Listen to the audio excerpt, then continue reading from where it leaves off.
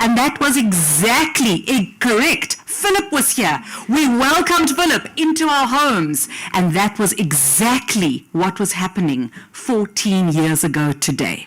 I left my newborn baby at home, by the way. He was 1 month and 4 days old. And I bundled him up and I left him at home with Granny. And I said, I'm going to watch the opening match of the World Cup in our country. On this day, in 1976, on the 11th of June, that is the day that the then apartheid education minister officially said no to 5 schools in Soweto who wanted to do away with the 50-50 language policy. And we know tragically what happened a few days after that. But ladies and gentlemen, I raise these two because that is the juxtaposition of our country. This is this tapestry of wildly woven stories and who we are as South Africa. Good, bad, extraordinary, deeply, deeply painful. But we've heard this said about us all the time, we're resilient. I mean, we are truly resilient and somehow we make it happen and we make it work. I mean, at the moment, we don't actually have an official government and we're making it work. We are making it work. And so today's event for me is a real culmination of exactly that, this beautiful tapestry of South Africa, culminating in this much expected announcement of the top South African brands. I'm not going to let the cat out of the bag. I'm going to leave that to the hornblower himself, and he will come and tell you all about that. But please, let's give the organizers and the sponsors a very, very warm round of applause, and let's remember Philip when he was here. Allow me to please welcome our first speaker today. Vuyo, please join us up here. Vuyo Lee is the Marketing and Corporate Affairs Manager. We're in her home today of the JSE. Welcome.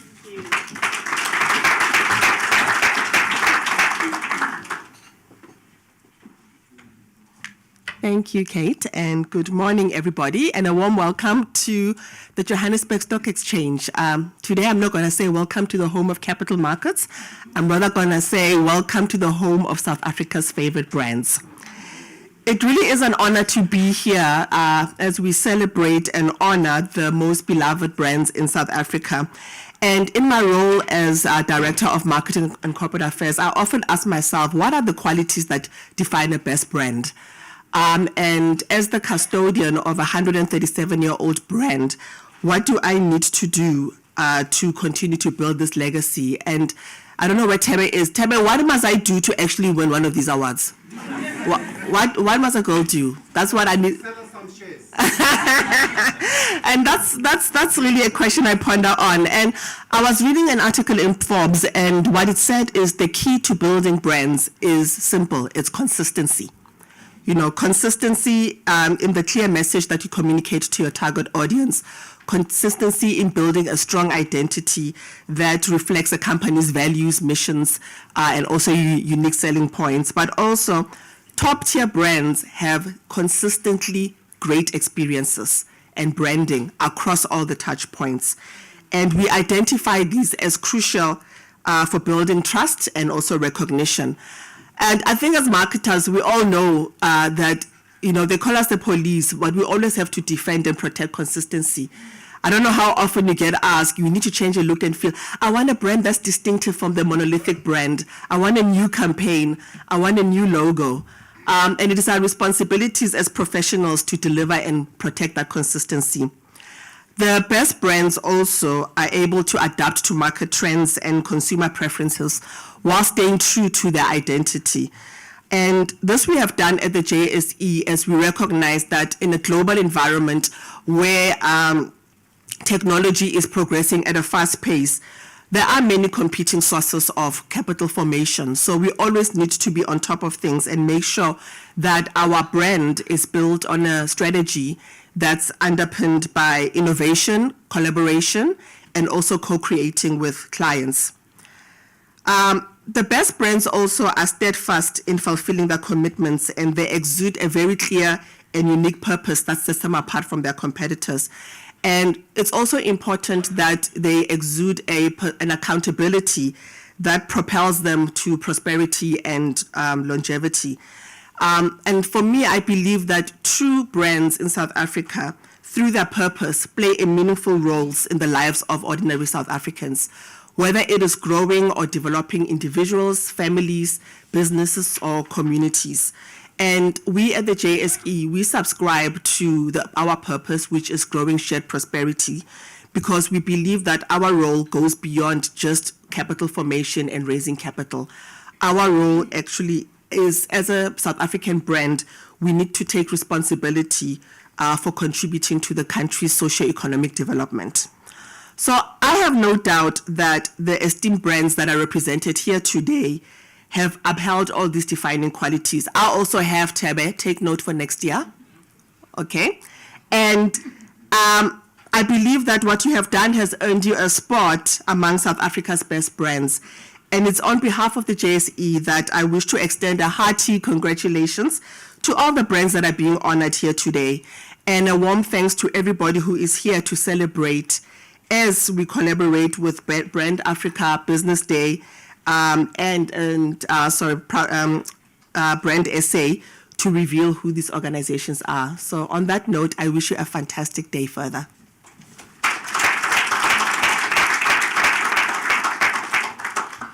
I realize that you and I make up some of the South African flag. We just need somebody with yellow to stand next to us. There we go. With the background, it was a specific decision. Thank you very much for that. So, part of what makes South African brands iconic is that we remember them many, many years later. Take a look at this and see if you remember. Today, I woke up in a place that said to me, "Be free." I woke up in a place that said, "Be what you want to be." I woke up to a dream. And I realized that I'm stronger than I was yesterday. I woke up in a place where it's the size of your heart that counts, not your fists. Because yesterday, I was digging for gold. And today, I'm wearing it. Yesterday, I was burning with frustration. Today, I'm growing big business. I woke up and realized that I don't need a gun to make you listen. And even if I have nothing, this place can give me everything. All I need is believe. Today, I woke up in a place whose cheering can be heard on the other side of the world. A place where my brother is my brother, no matter what. Today, I woke up in a place that fills with courage, that loves, that's pride, that says, it's okay. Today, I woke up in a place that sings for hope to the rest of the world. And I smiled because South Africans are creating a new dawn every day. Today, I woke up in South Africa.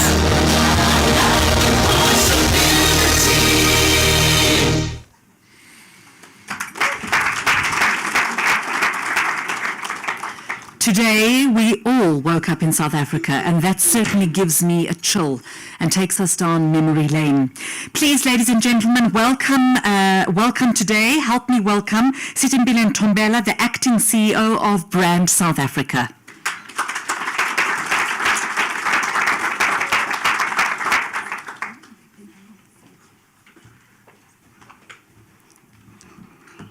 Good morning, ladies and gentlemen. I don't know whether you all felt those goosebumps, and I still remember I was still very young. I might look very old, but I was very, very young at that time. But isn't it wonderful to really wake up to a country that is full of surprises, a country that is always a new South Africa? And I think that's what keeps us awake as Brand South Africa. That's what gives us the thrill to continue to serve. But today, it's really not about Brand South Africa. Today, it's about each and every one of the brands that we are celebrating today.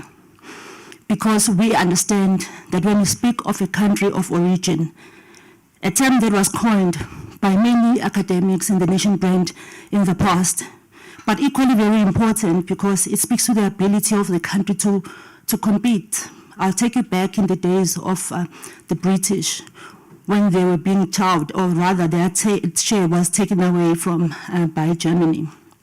They coined also, they adapted to the notion of the country of origin, or others as they say COM, country of manufacture. It's very important because it does not exclude even entrepreneurs, because seemingly we've seen economies that have transformed and been transformed by entrepreneurs. And really, why are we so excited and why do we partner with such initiatives? It's purely from ourselves, from our side. It makes our life much easier in terms of implementing our mandate. We look at why countries compete. We're all fighting for that investor's share. So ultimately, the head of a brand manager, senior brand managers, the CMOs, it cannot be separated with the head of the same school of thought when it comes to country building or country nation brand building. And we believe that the brands, many of you own their own businesses, their own brands that contribute economically to the South African GDP. And we know that when that happens, the standard of living also improves in South Africa. So why not celebrate this auspicious moment with you? But also, if you look from a competitiveness perspective, I don't want to go and speak of the problem statement of South Africa. We know the problem statement of South Africa. We've seen our competitiveness declining in the past. Yes, the last report that we saw, the Swiss WEF GCI, the competitiveness index, we were in the 60s. And contrary to the decade ago where we were at the 40s. So it tells us that we have to collaborate more and co-create more to show the world that we are truly a country that just not inspirational but also competitive. These are the brands that assist us to shape the narrative of South Africa. Well, I don't want to tap into the budget of Brand South Africa, but isn't it nice when you see an FNB, an Nando's, an MTN intertwining what the value of South Africans are, the telecoms of this world. They're able to convey a message of what we stand for from an identity perspective and what we stand for from a personality, ultimately contributing towards the image. So it gives me so much joy that after 20 years of being in the nation brand industry as in Brand SA and me being 13 years in this industry, this is our most strongest time in terms of collaboration with stakeholders. And I really want to see us all move from good to great. Those that have not collaborated with Brand South Africa, the question is why? Because it's not about who is here today, but it's the legacy that we want to leave for our children. And that legacy requires a serving heart. And I believe each and every one of us, you might be working in the commercial sectors as an entrepreneur, you are definitely a servant. And good servantship is the one that understands the bigger picture. And the bigger picture is that when South Africa does well, each and every one of us and everything in it does well. And today I'm so proud to be part of this journey where 30 years later we reflect and we look at those brands that have been very consistent in shaping our narrative. And I thank each and every one of you for all that you do, knowingly, unknowingly. And I also invite you that you must please give us a visit. There are some CEOs that are here present. Maybe I sound like a stuck record because they possibly hear everything that I say all the time. But I say, you can never serve when the heart is in the wrong place. So you've got to believe in the flag of South Africa. When I say the flag, the vision of this country, then you will have the ability to serve despite the odds. And I think once we have that inner drive in us, that passionate in us, conversion to do the most impossible is very easy. And I think this country continues to show that in multiple sectors. So today, it's all about the brands and the people that have done well. As Brand South Africa, I'm conveying on behalf of the team and our executives, as well as the board, to say thank you. We really appreciate the every good that you do. Because we know that every little bit of goodness that you do is ultimately what will contribute to the world and how the world sees us and make the world admire us. So with those few words, all the best today. Thank you.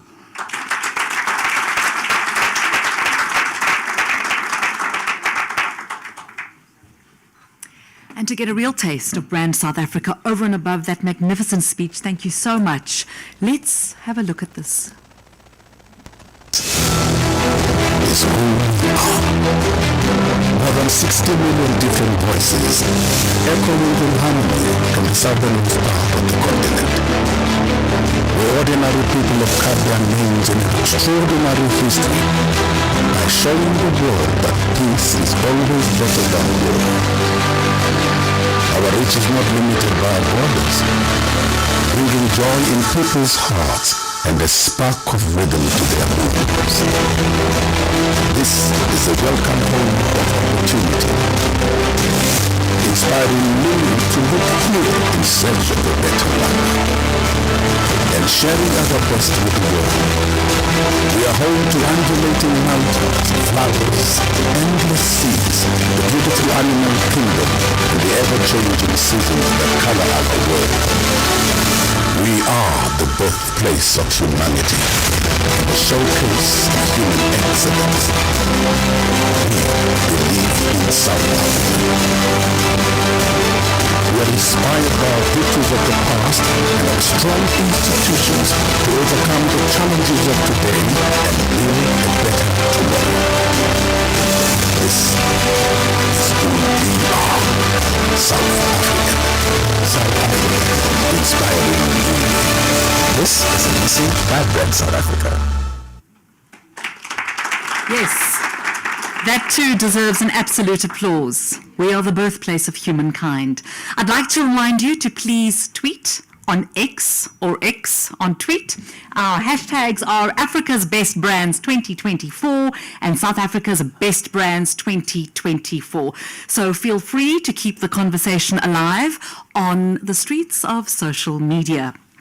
Now, to whet your appetites, but without telling you too much about who the award winners are, I'd like to welcome onto the stage, please, Ricardo Lopez from GeoPoll and Ivan Moroke from Kantar.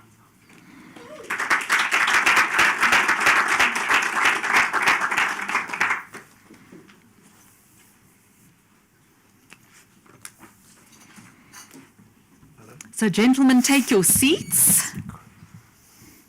Take your seats. Are you happy for me to stay here? Because I don't have another mic, so I'll just chat to everyone from here. Welcome on this chilly but exciting morning.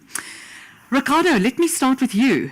This is some announcement that we're about to make. You must be thrilled to be here today. Very much so. Very much so. One more time for luck. What is it about what is unfolding here in front of us this morning that you think is important to the fabric of society that we've been talking about? I mean, Africa as a whole has got something unique against the rest of the world, is that we have or are experiencing a massive population growth, right? So I really do believe that the future is Africa and the future is the youth.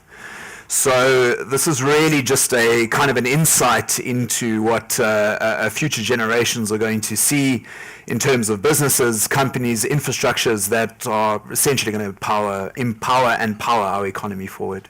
Ivan, give us a sense of some of the data, and did you spot any trends when putting all of this together? Well, without letting the cat out of the bag, I think, as you see later on, there's a bit of a stronger showing of African brands. I think through the history of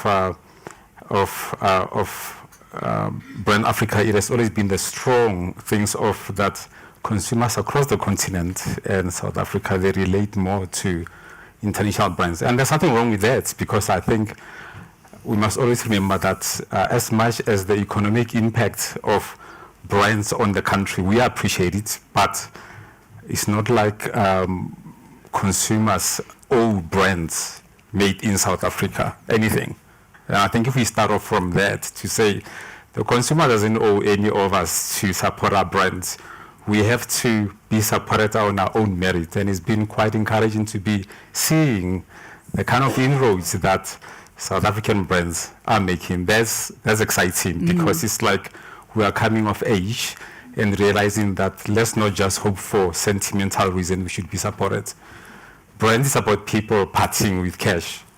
And if they do that, they must get some of the basics and the fundamentals must be right of why people pay for brands. The South Africanness is an added advantage, right? It's a differentiator that can make it, but it cannot replace the basic transactional relationship. I give you money, you give me a product and a service. The consumer has enormous power to sway and to influence. What do you think, Ivan, is the role of well-known South Africans and influencers in helping the larger population really get to know South African brands and perhaps put their cash there instead of towards international brands? I know the term influencer seems like new, but if you think about it, in marketing, influencing by different people in different ways has always been there. It's nothing new. It's just that now there are people that are packaged to be influencers. I wish I was born earlier on, but I could have been one of them. But age doesn't work for me. But the power of that is exactly that, right? That you must choose the right kind of people who is not just about promoting that brand, but it's also their essence as well. And authentically that they can see the bigger picture of being South African, not, as I said, replacing what the product or service people are buying for.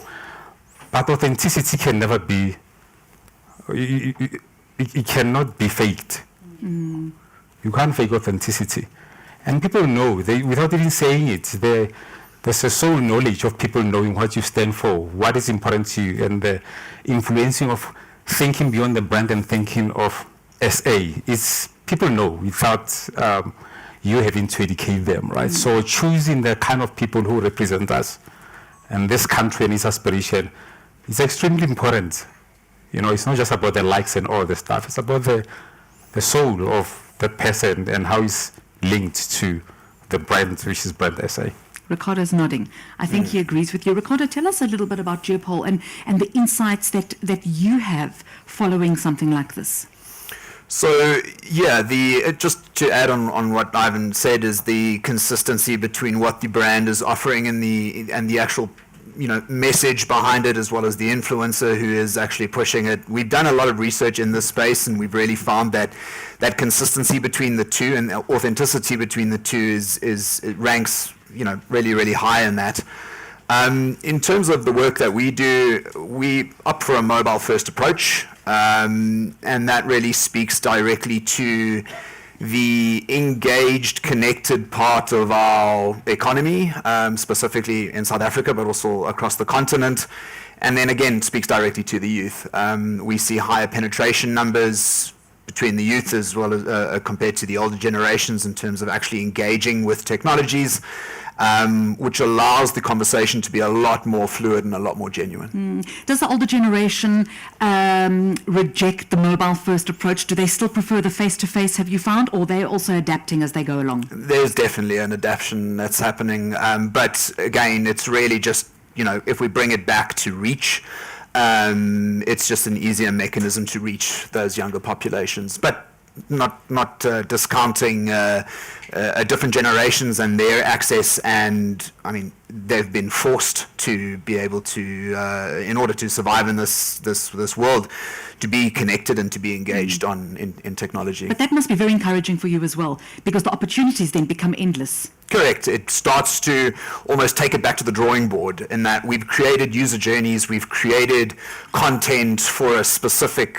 generation of people that find it very easy to consume this, right? It's ingrained in their everyday lives. Now we almost have to go back to the drawing board to say, how do we reach this older generation and bring them more into the fold with more maybe simple designs? Let's go back and focus directly on, let's say, trust as a very big attribute to engage in certain platforms. And I think specifically in the African context, I mean, we've just recently done some research in Mozambique around social media usage, and still, even among the youth, one of the biggest aspects of not posting content or not sharing content is the fear of data privacy breaching. I mean, that's something that I haven't thought about in a while. I've never had a concept of my information not being secure, because we just freely give it to these platforms. But our neighbors, that's kind of the biggest block of actually sharing content. So it's really just about taking a step back and identifying what the correct protocol is to design, create, and implement. Ivan, let's come back to you and Kantar. What trends are you seeing on the continent and not just South Africa? Sure, I think maybe it's the biggest three things that drives the trends. One is digital, right? I mean, if you think about digital, it really quantum leaps everyone and the continent to so many things, because digital and mobile, to Ricardo's point, I mean, that thing in people's hands is a gateway to business, to fun, to news, you name it. I mean, it's just logic, right? And we've seen how it has quantum leaped in the continent. The next is youth and youthfulness as well. I think sometimes we make a mistake of just focusing on the youth and forgetting there's something bigger than the youth. As much as they carry it is youthfulness, which is a generic human thing, right? So if you combine that and entrepreneurship, I mean, now the hustle is, it's funny, like hustling, it seems like if you don't have a hustle, actually you are backwards. Like in the past where we used to hustle to survive, now is people are hustling to thrive, right? It's like if you are in a professional and you don't have it, it's like, so you can imagine the combinations of those three things. The youngest continent, digital and entrepreneurship. I mean, you can pick any of the trends that if you are a brand and you are either not involved in combination of them or at least one of them, you are going to be left behind. Those three things are connecting and driving this continent. And it's exciting because of what it brings for the opportunity for this continent and for this country. Just think about the combination of those three things. That's the big takeout. If we have those things, we can be world beaters. Nobody can touch this continent, let alone this country, with everything that we have. Just us old folks just need to move out a bit and allow the young folks. Yeah. Correct. I love that, because then that means Africa is just poised to really make such a massive mark on the world, finally. Yeah, and I think, and we are tired about Africa Rising. Okay, it's gone. It's over, Africa Rising. It's like these awards, that's what they do. I mean, that shows you, especially anyone that shows South African or African brands about the impact that they're doing. It's not like we are still waiting to do something. Things are happening and things are done. And it's also, the challenge to all of us is also to check the kind of news and the kind of information platforms we do, because some of those things might not be captured by your usual media. And sometimes I think we form our perception just based on what we see on generic media. But if you go down and you find, I'm privileged to travel on the continent. I mean, like, not as much as Tebe, who's apparently has traveled all the 54 countries on the continent. But I think he'll tell you what is happening on the ground and the ingenuity of people and just people making things happen. Yeah. You won't see that being in a hotel in a country or whatever. It's when you go in terms of those streets and see them, it's palpable, the opportunity and the energy and the future that this continent gives. I must say, I couldn't agree more. I've recently returned from Nigeria. Yeah. We had some work in Nigeria, and it's exactly that. And it often felt to me like the heartbeat of Africa was in Nigeria as I'm walking those streets. It is phenomenal. There are so many possibilities. Yeah, it's just.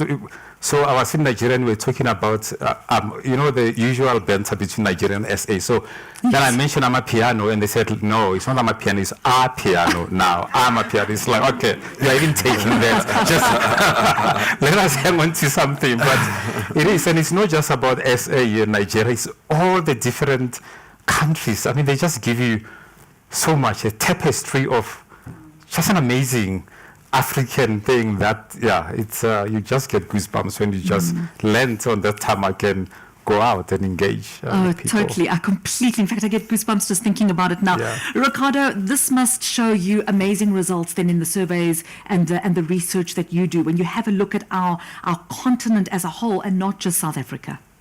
Yes, it does give you a perspective on what, as South Africans, I feel myself. I can't speak for South Africans, but really, before I started working in this space, was very closed off to the experiences and lived experiences of Africans from other countries, until I went to Nigeria, and then I stopped being one of those white guys that complained a lot. I came back to South Africa, and I was like, this place is absolutely amazing. So it was that was my own personal growth, and understanding when we look at the data that we've collected and that Kantar has analyzed, it's really a good indication into some of those psychographics per country, right? What do people value in terms of a brand image per country? And I think more research needs to be done in this space, because tying yourself or aligning yourself with a specific brand tells you a lot about who you are, tells you a lot about your aspirations. If we see Nigeria, I can almost bet that Gucci and Versace is up there on that list, because it is a very aspirational culture and a very aspirational society.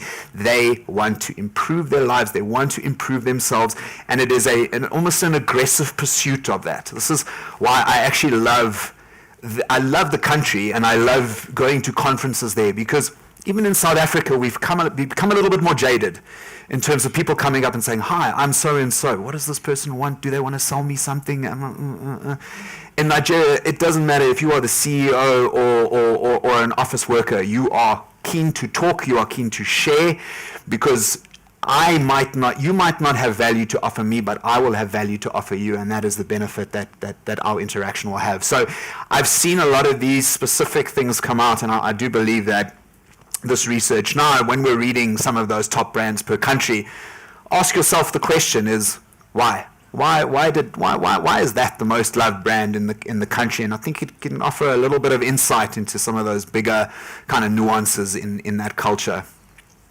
No, I love that. And in fact, Ivan, you spoke about news and media, of course, a man after my own heart. And very recently, we've seen the launch in South Africa of a Nigerian TV channel, 416 on DSTV. And it's wonderful to watch because it increases our scope. It's not just the other three channels that we have, the internationals, but it increases our scope and our view of the continent.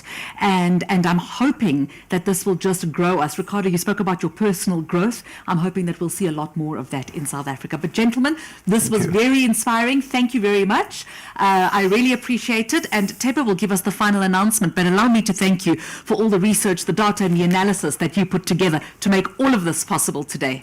Thank you. Please give them a round of applause. Ricardo Lopez, the Regional Director of GeoPoll, and Ivan Moroke, the CEO of Kantar. We spoke a lot about telecommunications and we spoke a lot about digital technology. What do the words Yebo Gogo mean to you?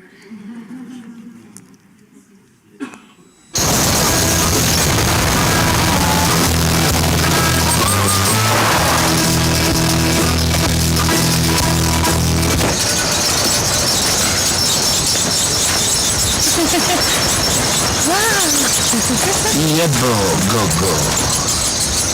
100. What, $100? Nah, man, you're ripping me off. No ways, I can get these anywhere. Forget it. I go. Let's hit the road, man. Yeah, for a little wire wind pump. Even in an emergency. Hello, Vodacom. Isn't it nice to know that Vodacom has expanded its cellular network to cover major national roads?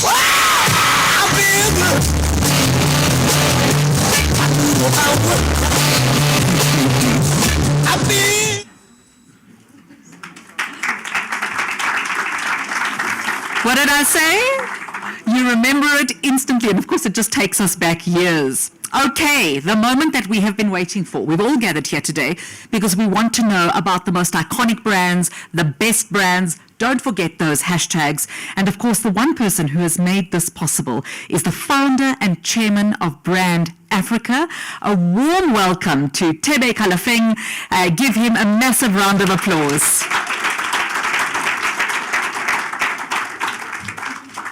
Thank you, Katie. I want to check everybody's wearing the right socks today because it's the right day. Just checking. Somebody says, are my underpants also the same? I say, yeah, go. But let me just send this here because I want to make it easy for us to, where am I? Oh, I always get asked this question all the time. You think maybe at the stage, because people say, Tebe, you're just brand before. You know, you're always talking about brands. Constantly wherever you are. So question is, why should we brand and why does it matter? It matters because I remember about 10 years or so, 15 years or so, I was facilitating a panel with the Minister of Economic Development, his counterpart from China and all those. And they said, if you guys remember, we're going to create 100 black industrialists in 3 years. We know we're near there, right? We'll talk about that today. Brands matter because when you create just ordinary products, mean nothing. But as soon as you start putting a label, a functionality, identity, everything onto them, you are creating meaning. And when you create meaning, you are creating value. When you create value, you're also creating opportunity for jobs. And when people have jobs, you can get the revenue, the tax revenue, to be able to fund the public goods. Because I saw now the goal is what, to get our debt to GDP ratio to what? 67% by 2030. We're not going to do it unless we create big business and big brands and find our own problems. And that's what we need to do. We need to do that and do it for ourselves. And that's why we brand. I think it's important. You've seen, thank you, Mr. Lopsh and Mr. Where's Ivan? Morocco. For taking them through this. But just one quick slide just to remind you just how comprehensive it truly is. So we work with a team from North Africa, from the islands, and from sub-Saharan Africa. Lopes represents 80% of all the research that we do. I think he's told already that the biggest research company in the world, mobile research, and we use mobile for the reasons he said.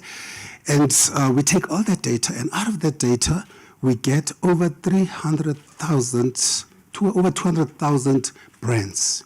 We now need to try and filter those things to try and figure out what happens in there. And out of those, we get about 3,000, 4,000 unique brands. We now need to reduce that to 100. So the conversation we're going to have is about that 100 that we've collected from 32 countries. And we do this research across the continent because people outside of South Africa have got a view on South Africa. And South Africans have got a view of people outside of South Africa. And that's why we do that, this study. And I just put this slide to show you that we truly cover the continent. Ivan, it is not a rumor that I traveled to the continent. I think it's a statement of fact. That I've been to 60 African countries, which are all the countries. I've also claimed the other ones which the French don't want to let go and the English don't want to let go. So I've also gone to all those just to make sure that I've covered the continent. We ask them 6 questions. And the 6 questions we're going to answer for you today is, what is your most admired brand? Any. Because you have to ask the question first, spontaneous, what comes to mind? The second question we asked them, about a few years later we said to them, we realizing that we are not seeing African brands. So then we decided, let's be more specific. Let's ask them, what is your most admired African brand? So we now wanted to aid their recall so they can focus their minds. Then we ask them the second other questions because we realized they actually don't care about banks and all those things. They don't care about 2 things, consumers, banks and media. They feel like banks and media just other ones take their money, the other ones just talk whatever, I'll talk about them behind their backs. That's what I think. I don't know why. But they don't think of those as brands. They think of them as necessary evils. So we decided to focus on the necessary evils and ask a specific question, what's your most admired financial services brand and your most admired media brand. Then this year we did something interesting. Matter of fact, I remember when we were beginning this January or so, Tsepang at the back there is with Universal System, one of our team on the Brand Africa. Tsepang Wakofani says to me, Uncle T, I think, I don't know what he calls me, Mr. T, Uncle T, they call me all kinds of names. And he says, I think with so many elections taking place this year in the continent, we really should be trying to understand what people think about the countries. So we ask a simple question. What country do you believe contributes to a better Africa? Because we wanted to simplify it. Because, you know, even in South Africa, we always talk about a better South Africa for a better Africa and a better Africa for a better world. So we thought, let's ask that question. Then last year, we introduced a new question about sustainability. We should have introduced it a while ago, but I think our colleague, Ivan's colleague, Karen, who's been part of this for all 14 years, Karen said we need to look into sustainability. He says we need to look at questions in terms of how businesses are doing good for society and how they're doing good for humanity, for society, for the environment, and all those. So those are the questions. I'm going to take a march so I can make sure I don't go too far. I have with you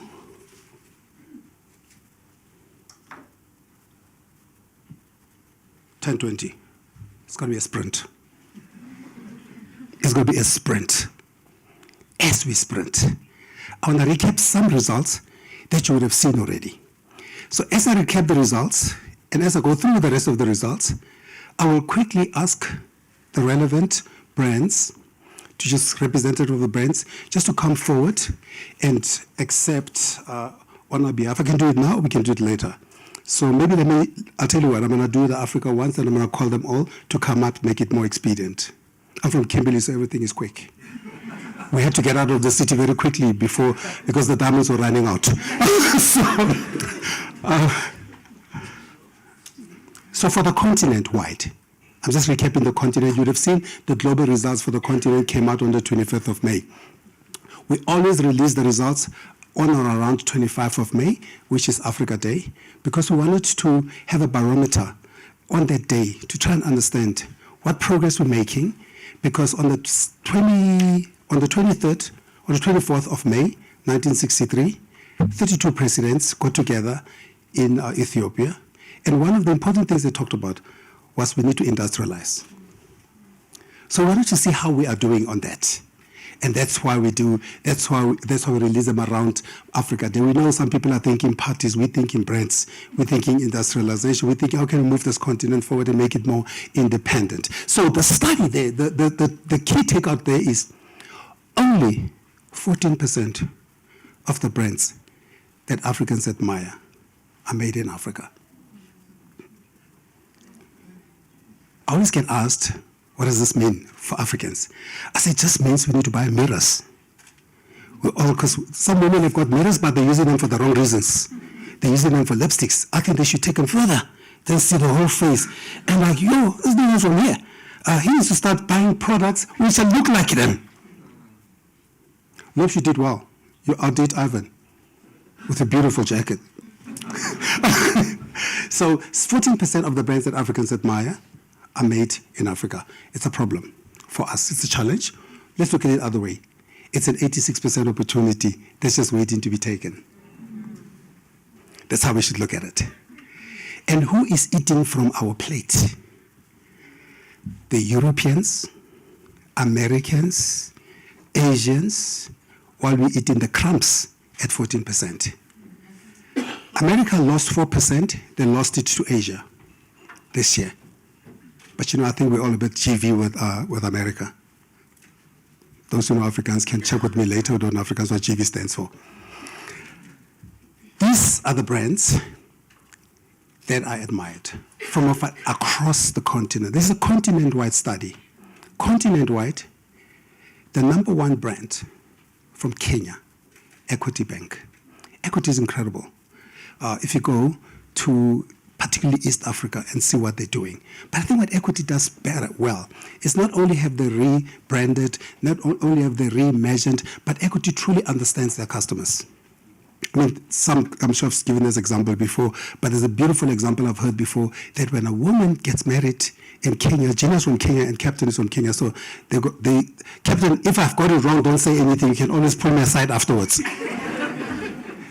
But Gina is the only one who can comment on this. But they say when a woman gets married, the father gives her a bed.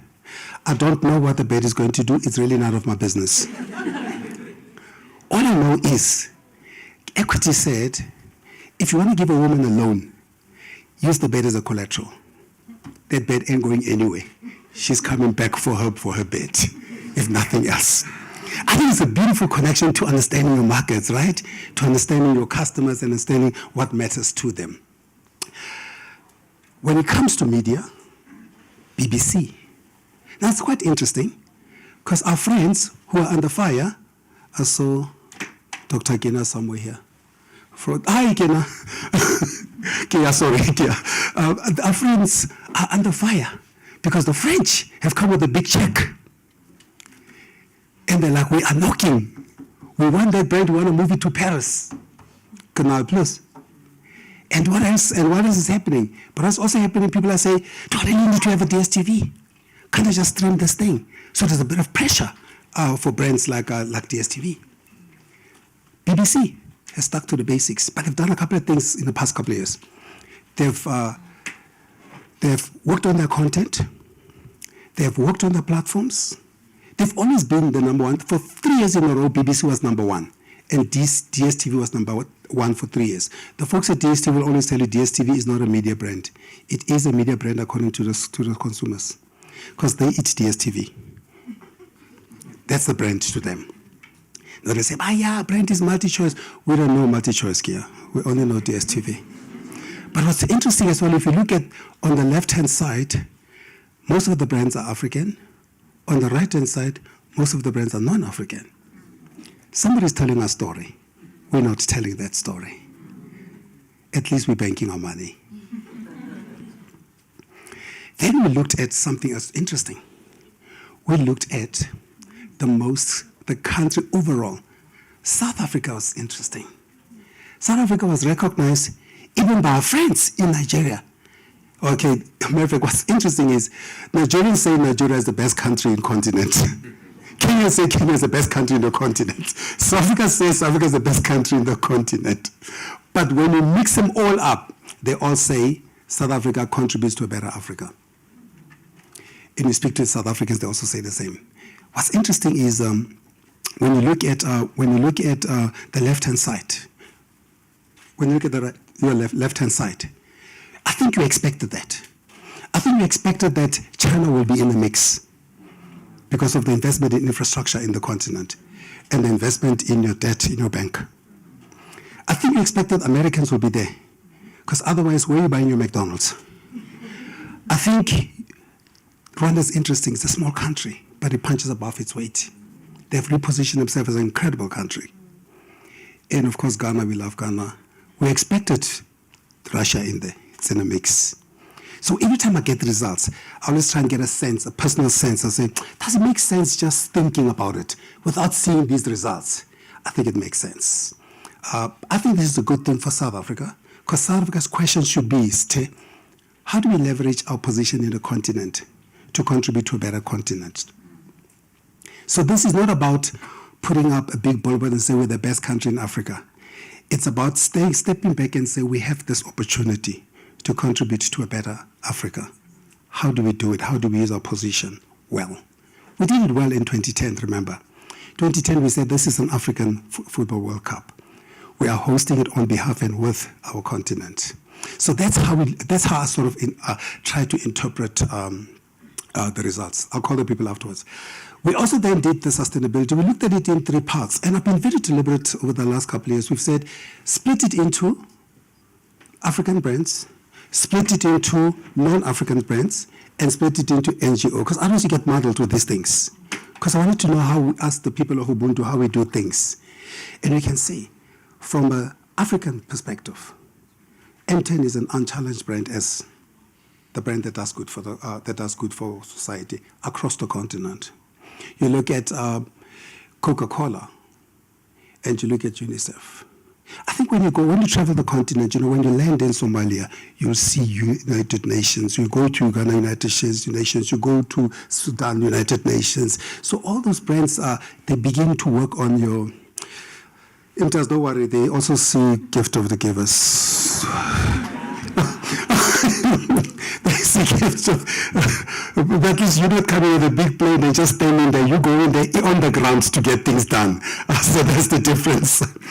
And then when you look at the most admired African brand, if you say to them, what is an admired African brand? And when you just say to them, what's an admired brand? MTN is the undisputed South African global brand, global African brand. So I think I'll pause at that and just congratulate MTN for a spectacular show.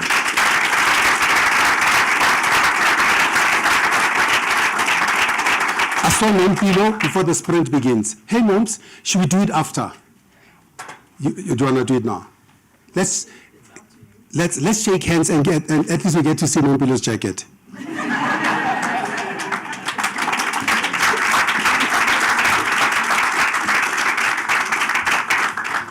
Nompilo says, I wore that jacket for you. So they have to see it, Nompilo.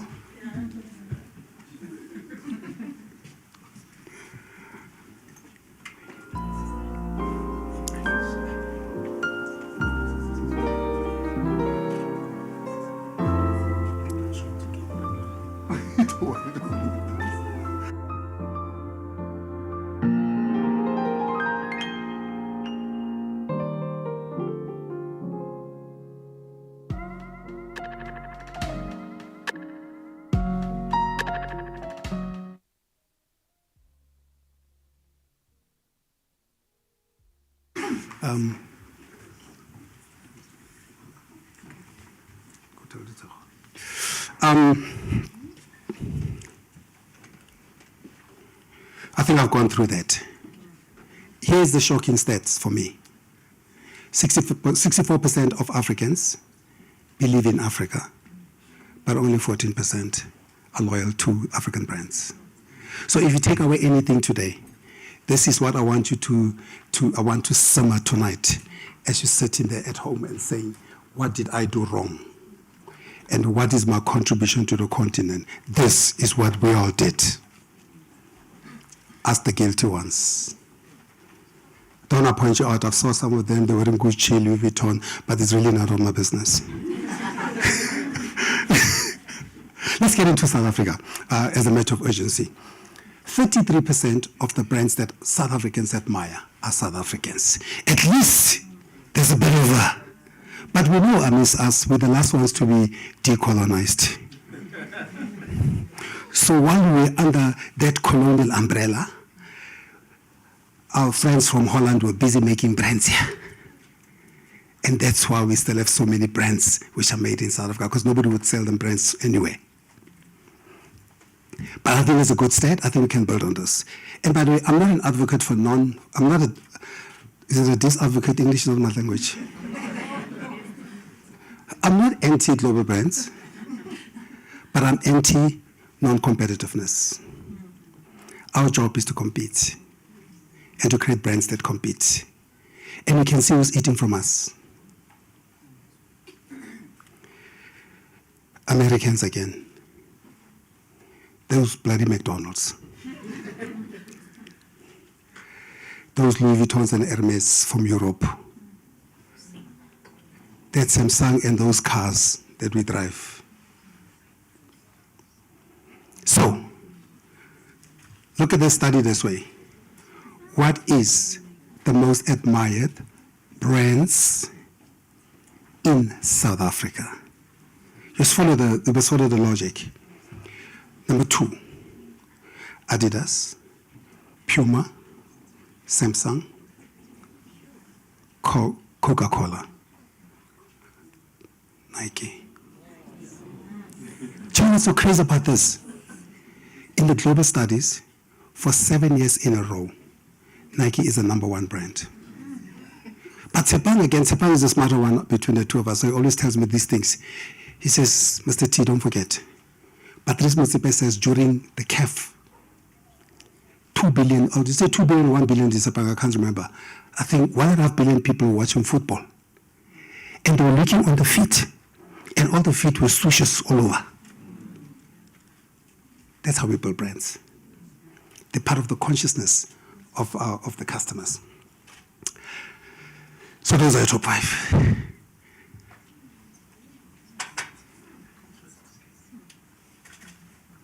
I moved it. I'm going to keep you suspended. I'm deliberate. But keep it in your head. Red Bat, Trip, Woolworths, Macross.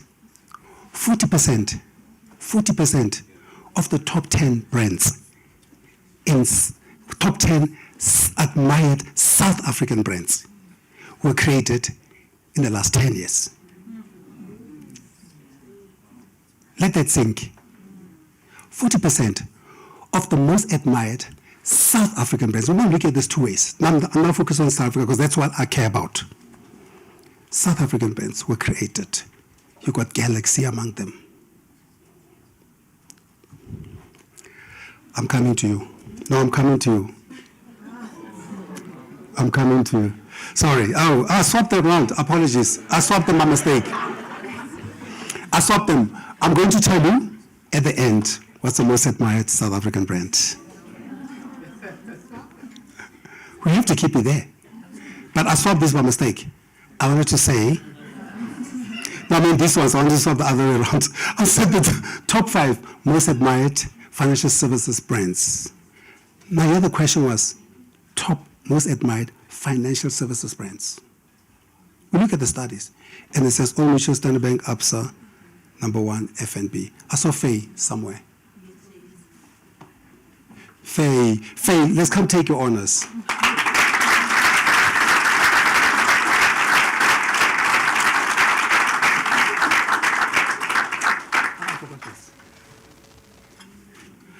Leave it as one. Maybe you see you collected this thing so much, I forgot to give you the other one. Because when I owned there, I mentioned 2 things: most admired African brand, and the one African brand that does good for society. I'm sitting here with it. What a nasty guy I am.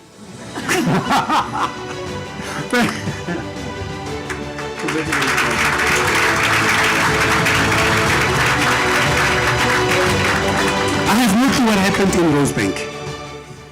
But the folks in Rosebank were doing well last year. But that's not my problem. I'm not the chief marketing officer of there or anywhere else. What's the most admired? Media brands, Mnaras, ENCA, Media 24, SABC. Kia, those are your problems. I told you about those guys. Those number 2 guys are a problem. They are eating your lunch. But Kia, take your honors.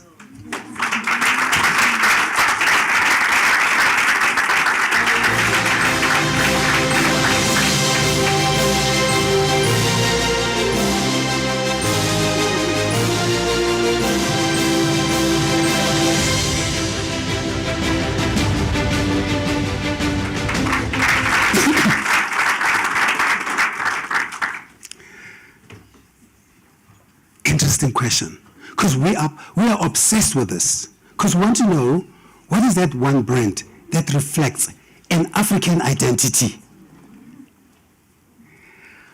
Because I'm not saying African brand, I say it reflects an African identity. Drip. And I don't know what that African identity is. I'm not sure if it's shwe shwe or if it's kente. But I think African identity is that little thing they put in. Drip, DSTV, MTN, Batu apparently have got it. But apparently nobody's got it more than Marcos. Abongile. So the entire Marcosa team is in New York, as you know, because on Saturday, they're opening the first flagship store in New York.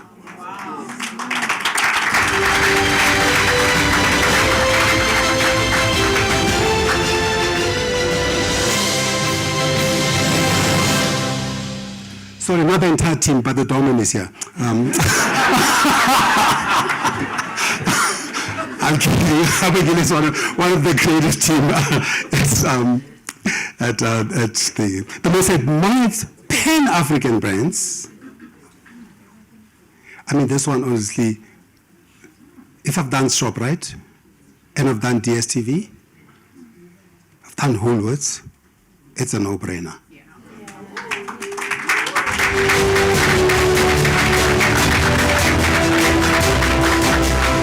I will do this with you after. Yeah. But I think it's also important for us. I remember 20 years ago, they asked SAB's chief marketing officer then, can African brands travel? And she said, of course they can if they do the right things. I didn't realize that she meant that SAB is going to travel out of the continent. But I'm not from there, I'm from here. So I've stayed in South Africa, in Africa. Then I said, sorry? Oh, yeah. The most admired country brands. Now, the first one was a Pan-African study. This one is asking South Africans, because you know South Africans, you know how we are. They could just throw Swaziland there. Just for control. But we look at the studies and we say, you dare not.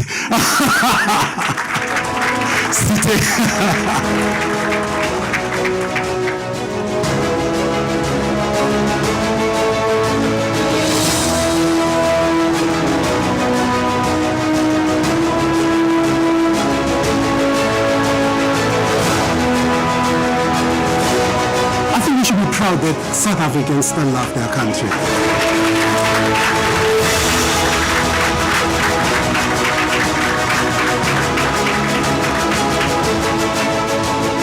And congratulations to Sita, who was named Marketing Leader of the Year a couple of years.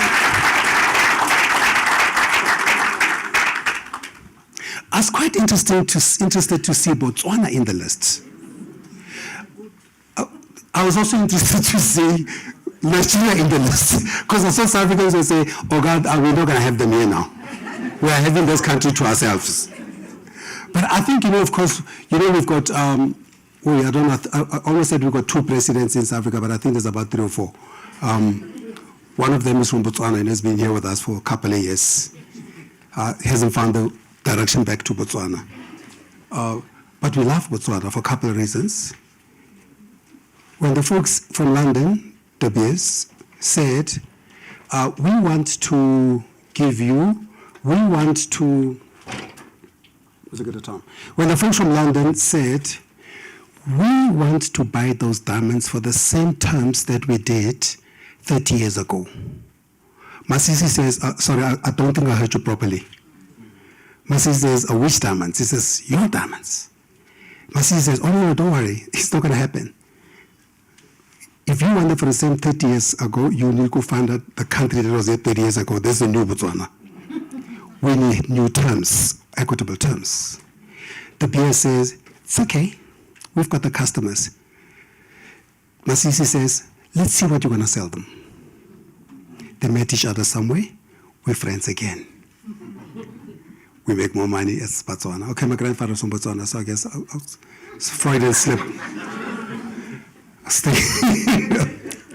Most admired brands, doing good for society and environment for people. The NGO is World Organization, World Health Organization. The non-African brand is Nike. Has nothing to do with my 6-year tenure there.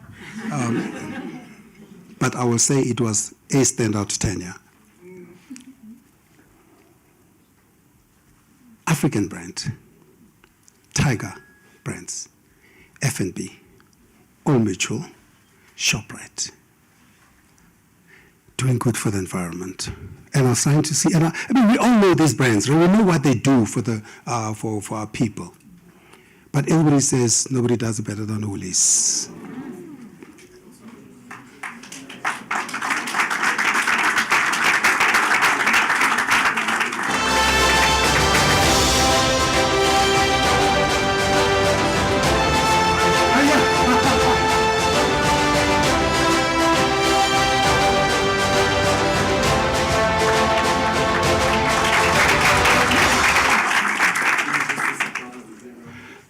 Surprises anyone? How did you get an invite here? I thought we hinted. No, those are the top 5 brands. the number one most admired South African brand, Batu.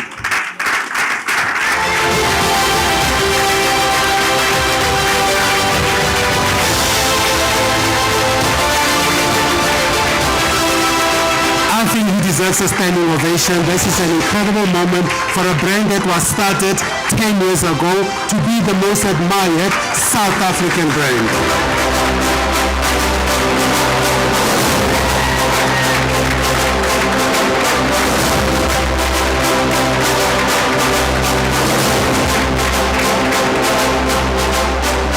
I haven't asked anybody to make any remarks because I'm conscious of the time, but we're going to speak later.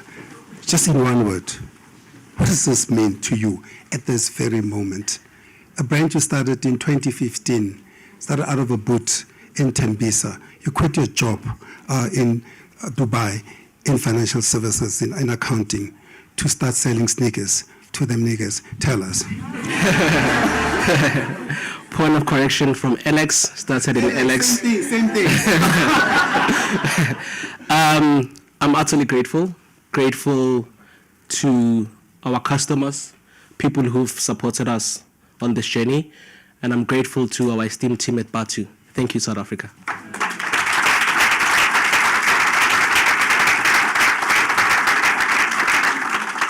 The suspense wasn't that long, right?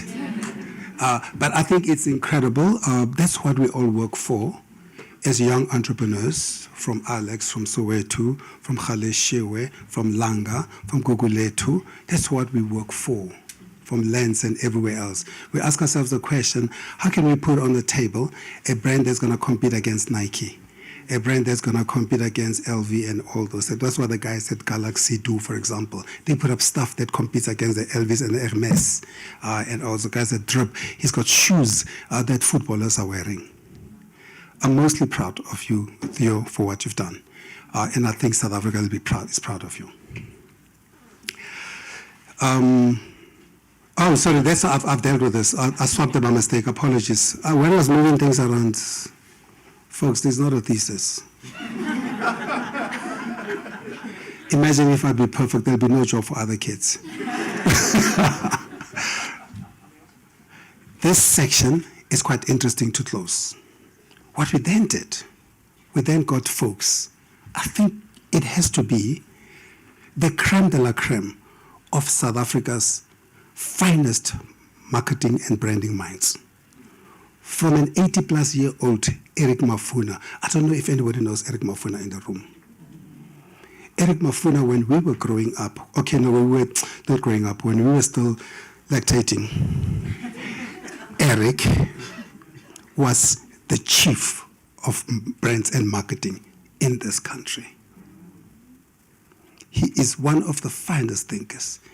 People like Dimape Serinyane, who helped create part of the work that you see at Brand South Africa, part of the work. People like my good friend Happy Chingila, who were Dimape started the first black advertising agency. Black run, not black agency. The first black run advertising agency, Hurt Boys. And they created some of the brands like South African Airways when the planes used to take off. Happy was in charge. So we had an incredible array of brains in the room. We had CMOs who are active right now. We had, I think, Kenzie, multiple award-winning Chief Marketing Officer at Nedbank. We had Andisa, multiple award-winning Chief Marketing Officer at Vodacom. We had, I didn't see the McDonald's, Sichaba, Mutsela. We had over 30. We had even young ones, the ones who are still, I think the youngest was 14 or 17. 16, right? We had a 16-year-old in the room. We had academics. We had 4 professors in the room. We even just for control, we had PJ Powers, but we asked her not to sing. We put them around the table, and others joined in.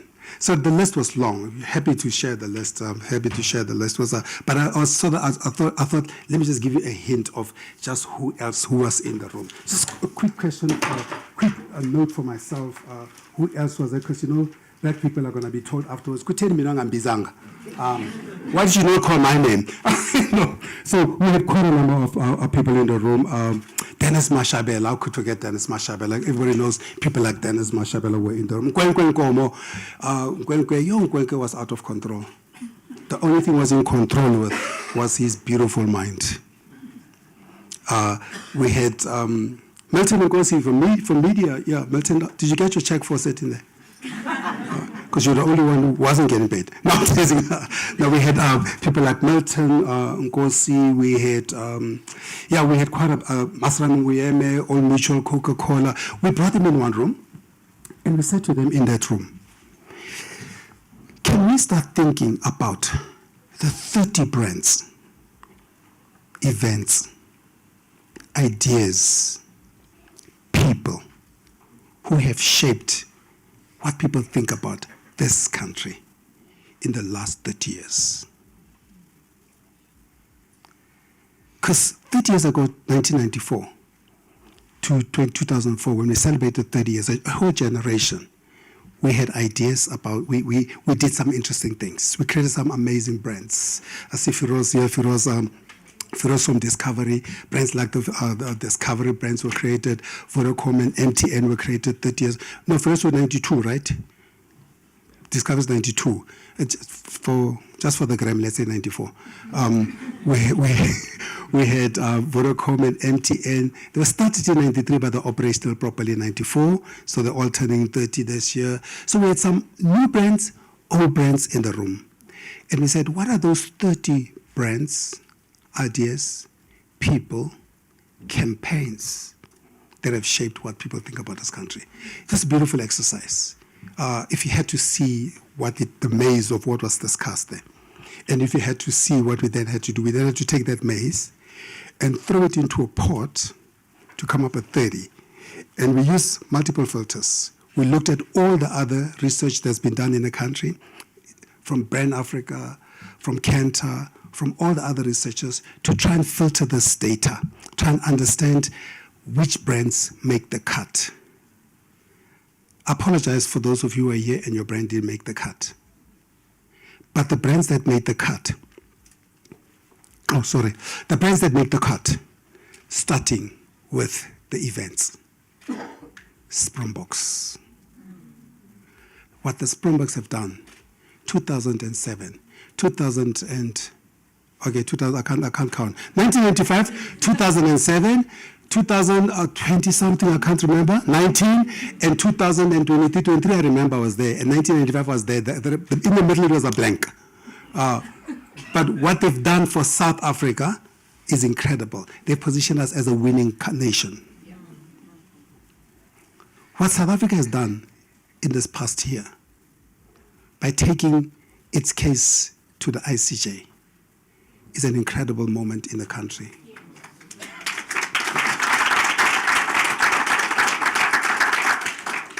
For social justice, for humanitarian. Forget the politics. Focus on the people. What South Africa did there is a moment of pride for the continent. Wherever you go, they'll cite it. In 2010, everybody said you can't take the World Cup to a third world country. South Africa is going to be full of crime. The stadiums are not going to be finished on time. Just put 50 billion there, we'll see what we do with it. When we finished, Sepp Blatter said it was the best World Cup in the history of FIFA. Okay, you know, we change the best every 4 years we change. As South Africans, we just sticking to 2010. It was the best World Cup ever. Just like the Americans say they're the best in the world, even if you compete with themselves. With us as well, 2010 was the best World Cup ever. I'm looking at my time, and I'm still on track. So these three events have shaped what people think about South Africa. We'll recognize them all at once in the end. So just to make it to pass time quickly. So just to remind me, right? The next ones are the destinations. Whatever you think about the Republic of Cape Town, there is no better city in the world. And everybody comes to South Africa. They gradually go through Joburg, but happily stay in Cape Town. Because there they've got the other stuff that's got stuff that make you do things you can't know what happened. If they have to come through Joburg again, that's because they have to go to Kruger National Park, the other incredible place that even to today. Matter of fact, if you say, should we change to Kruger to Matlamba? No. Kruger National Park. What I love best is seeing Soweto make the list.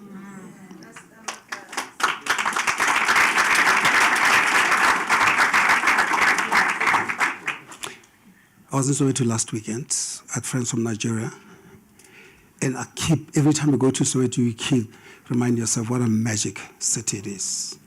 But Soweto isn't just there because they've got villagas and Nelson Mandela on one part's house and Desmond Tutu's house on the other part. It's because in 1976 and many other years, but particularly in 76 and 85, those kids made a statement that enough is enough. We are taking back our country. These three destinations have helped to position South Africa as a supreme place to visit and to do business. Because when they come here to visit, they get to discover what else we have to offer. Sorry, I'm pressing the wrong buttons. I pressed the wrong buttons. Then we have Inspirational Youth founded. Theo was still a youth then. I know people are looking at Theo's girth, which looks like mine. It's got nothing to do with the youthfulness. When Theo started this thing here, he told you already it was out of a boot in Alex. So you couldn't have been Iketla. So if you look at when Maxhosa started this, he started this after varsity. Theo started it when they didn't want to promote him. Sorry, Theo, is that something else? No. And then Yoko. Incredible brand. I remember the story of Yoko well. Well, I remember all these stories well. I remember Theo stopping me in the middle of sentence sometime. Theo, we need to talk. I didn't listen to Theo. Look where we are now. I remember the story of Maxhosa well, because I helped them rebrand it, and I said, drop that Laduma thing. Put Africa there. They must know where Maxhosa is. Put provenance into your brand.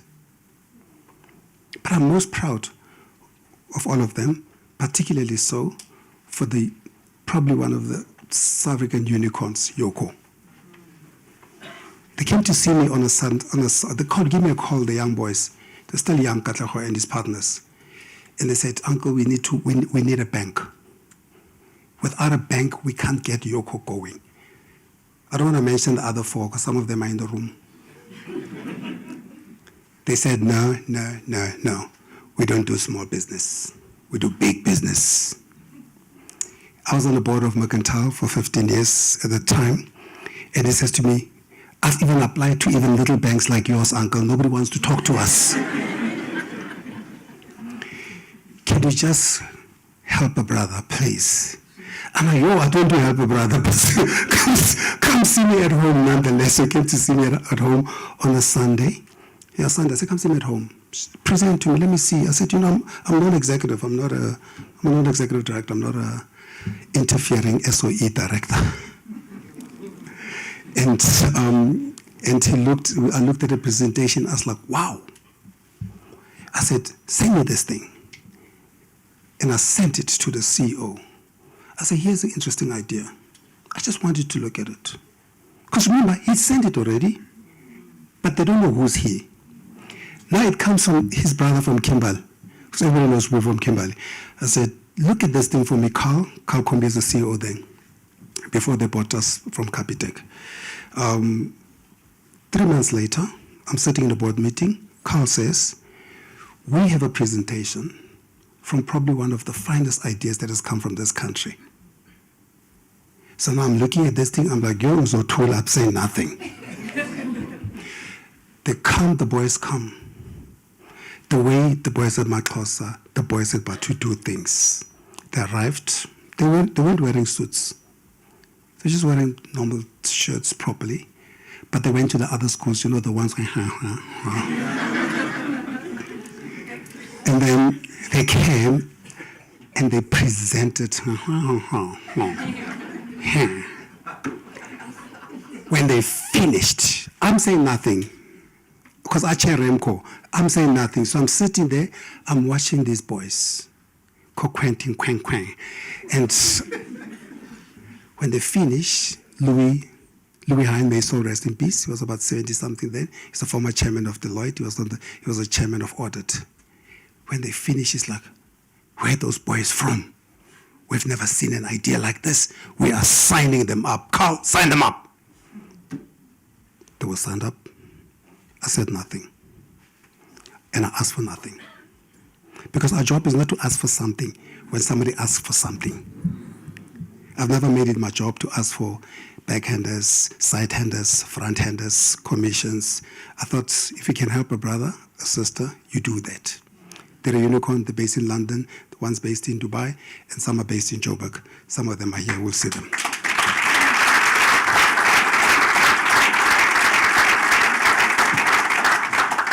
So I got too many stories. I won't do any more stories now.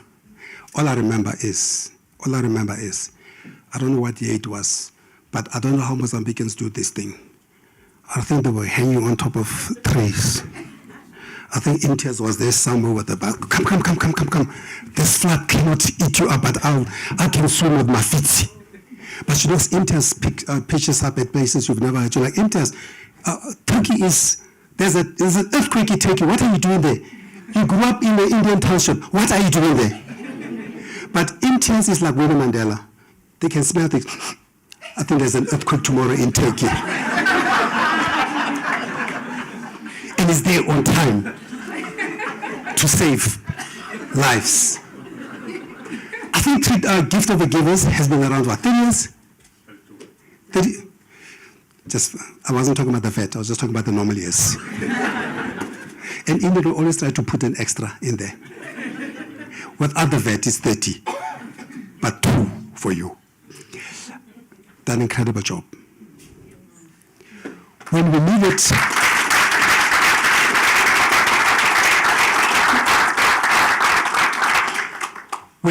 South Africa the most, when South Africa needed us the most, we all chipped in to help a solidarity fund, help those who can't help themselves, save lives and livelihoods. I think what the solidarity, despite everything else you have heard between corridors and all those $500 million here or $500 billion here, don't worry about those. They just focus on what solidarity fund did. They made it easy for some lives to be maintained. I think we need to applaud that. I'm almost done. We don't know where AIDS come from, but we have a suspicion it's from America because all the things come from America. I mean, that's where we read about it. I am not to be quoted. Oh, is this live streaming? I don't know where AIDS come from. But goodness, when it found its grip on our country, because us Africans, we do everything well. Even if it's bad, we do it badly well, or welly badly. But the folks at TAC, they said, we're going to fight this. We're going to save lives. I saw him the other day, Zaki Ahmad. I don't know what Zaki was doing with this 10 million loaned money to try and run for president in this country. Does he not know this president thing is a divine intervention? It's got its people. But what he did with TAC is to be applauded.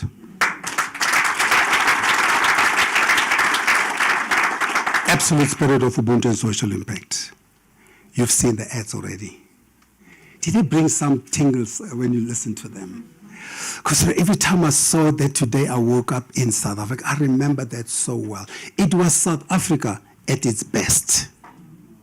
It was what South Africa can still be. And when Metro asked you a question, what makes you black? They weren't talking about our colors. They weren't talking about what we eat, who we hang out with. And when SABC said, Philip is here, have you seen him? Because you know, as Dakis, from Kibaokadi Botsotso to Philip is here. It's not our language, but we go with it.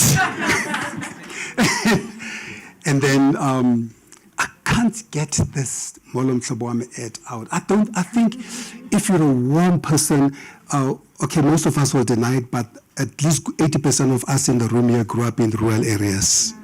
Or at least 90% of us know somewhere in the rural areas. When we're standing on that mountain, and it's Molom Tlabwame, one of the most iconic pieces of communication that really touches South Africans at the core. Did you do it, Happy? How Happy? Take credit, we'll deal with it later. And then, of course, we saw Yebo Gogo. May his soul rest in peace. He became the icon of that brand. And, you know, because we could relate to him as our grandfather. We could relate to him on the simplicity of the communication. I think the beauty about all this is these communications, they help us find ourselves in them. Because we could find ourselves, we could relate, and we could feel, and we could be proud. Philip is here. Finally. A second finally. We then ask the questions, which brands? So when you go here, you get to read a bit about the different brands and why. It's in the book there, but I know they said, hide anything from Mama, people put it in the magazine. So the magazine was in the newspaper.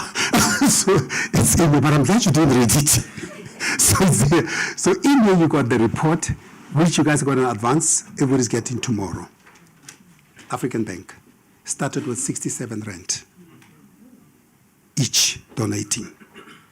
I don't know what 67, I don't even think a loaf of bread is 67 rand today. Richard Mapona and Sam Mutwanyan. Castle. Do you guys remember that Castle ad in New York? Castle has always been part of anything that is South African. The rugby, the football, the cricket. Discovery. Discovery has shown us that we can lead technically, digitally. We can leapfrog. We can innovate. DSTV, connecting us to the world. How can I help you if I've got a brand like FNB? Do you guys remember that era when Michael Jordan was in, the part of the rebranding of, I think you were there, you and Michael Jordan, that it was that part of your other era where you really changed banking. Because now all of a sudden, you could get a phone from a bank. You can get a tablet because it was a digitally led bank. So now all of them saying, yeah, we're digital. FND was there before. And so was Discovery. Well, Discovery's done some further. They've said, we can plot your behaviors. We can track your behaviors and reward you according to your behaviors. And we don't need bricks and mortars for banks. MTN, the story of MTN is incredible. Most admired brand in a continent, connected Africans, made it easy for Africans to communicate, to do commerce and to transact. Nando's. I'm surprised Nando's was not invited to the to ROC, to the Results Operating Center, because they would have given us a proper view of life. A brand that understands us. Telkom. I remember growing up as a young man, and you all can remember this. My mother was living in Bloemfontein. I was living in Kimberley.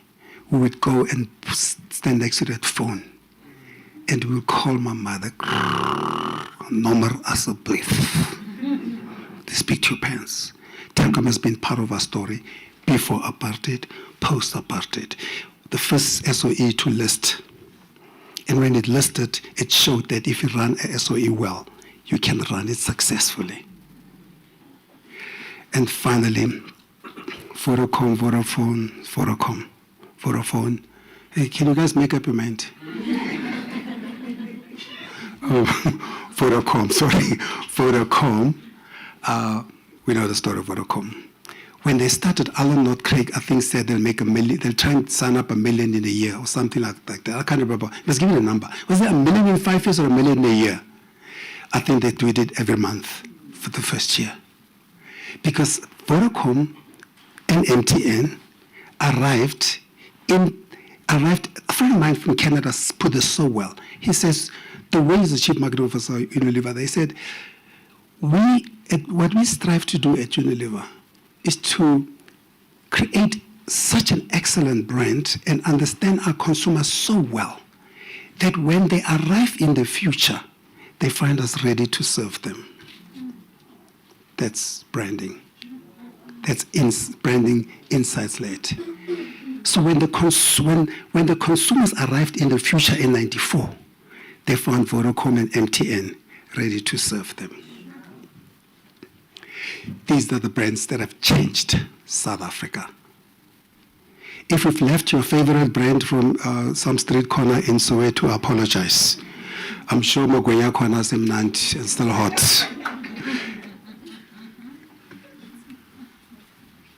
Fewer people embody the spirit of Ubuntu than these three people.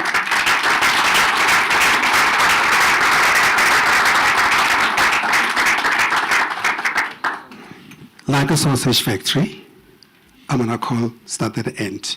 MTS, please join us.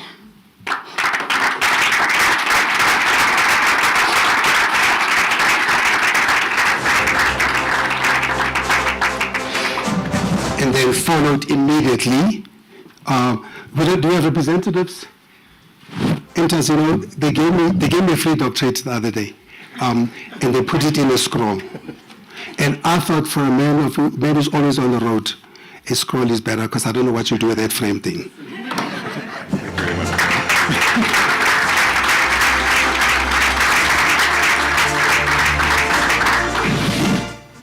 This will be the only speaker in this list, and it will be 1 minute.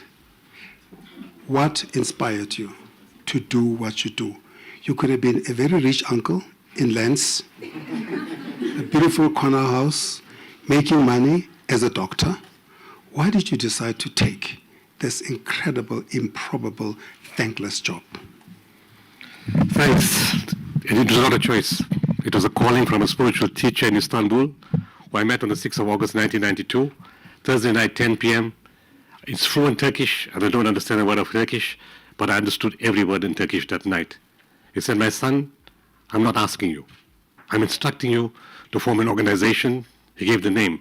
The name in Arabic will be Waqful Waqifin. Translated, gift of the givers. It will serve all people of all races, all religions, all colors, all classes, all cultures, of any geographical location and of any political affiliation, but you will serve them unconditionally. You will expect nothing in return, not even a thank you. This is an instruction for the rest of your life. Remember, whatever you do is done through you and not by you. And 32 years have gone that way. Thank you.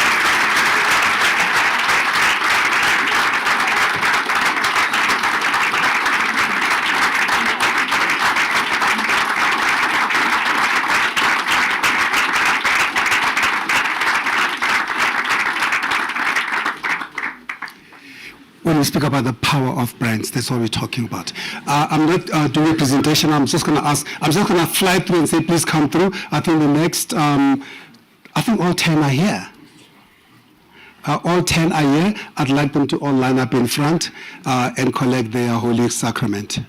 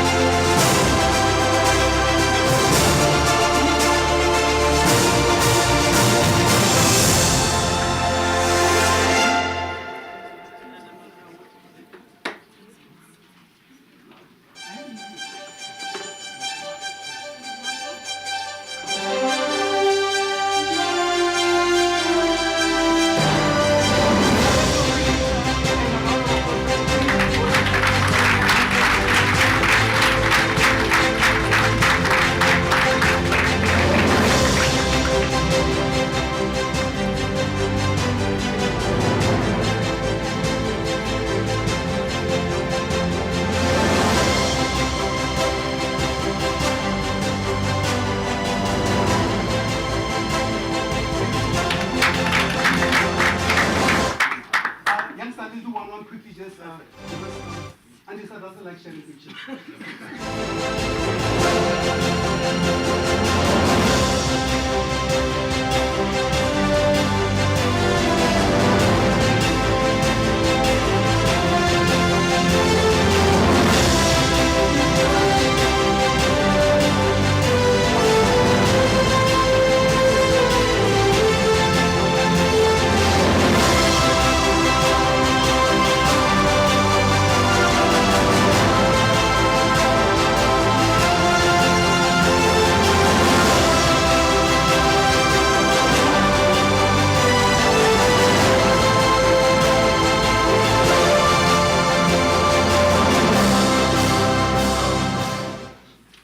Top campaigns, I think I've seen all of them, so I'm not going to do the pictures, I'll just give it to them afterwards.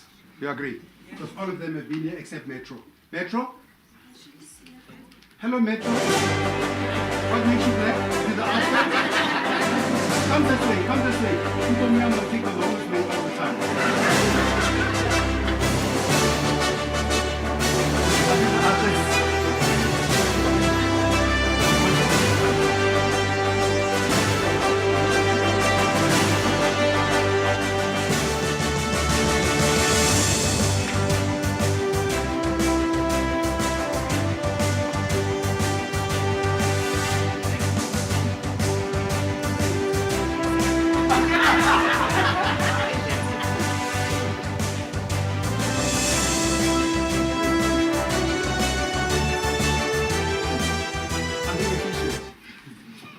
Interest, we've done the peak, so we'll skip it. Solidarity Fund and TAC, there. I can't remember who's here. Batu has been here, Matosa's been here, Yoko. Kimango. TAC. Ha! It is up.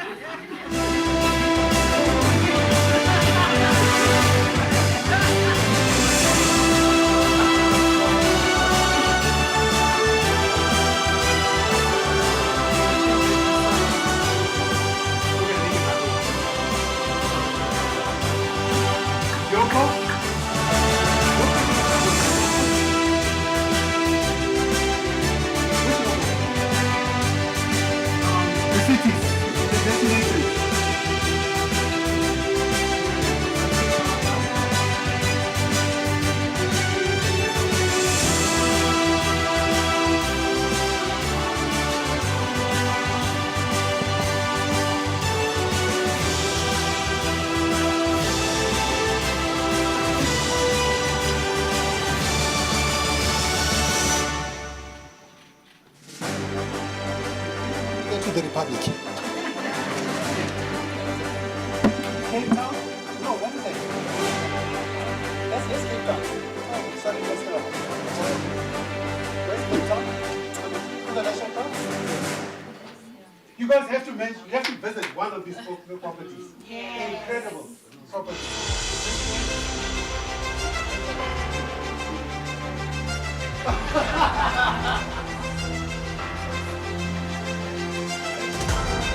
So where to?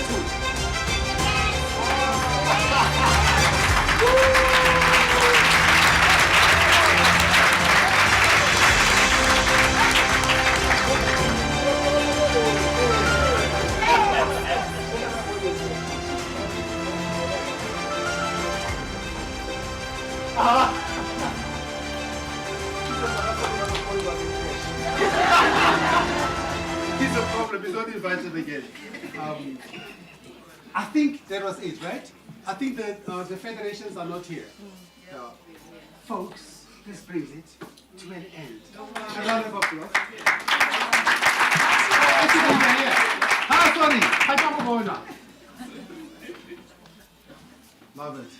At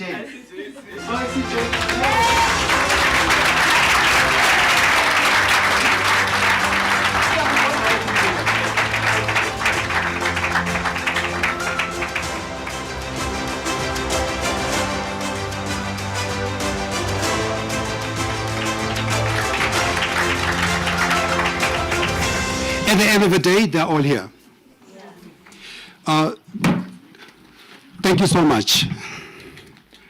I stole 10 minutes of their time. Be nice to them and give and cut them a slack. They have to go at 4:15. Thank you so much for that. Who here is not moved and inspired simultaneously?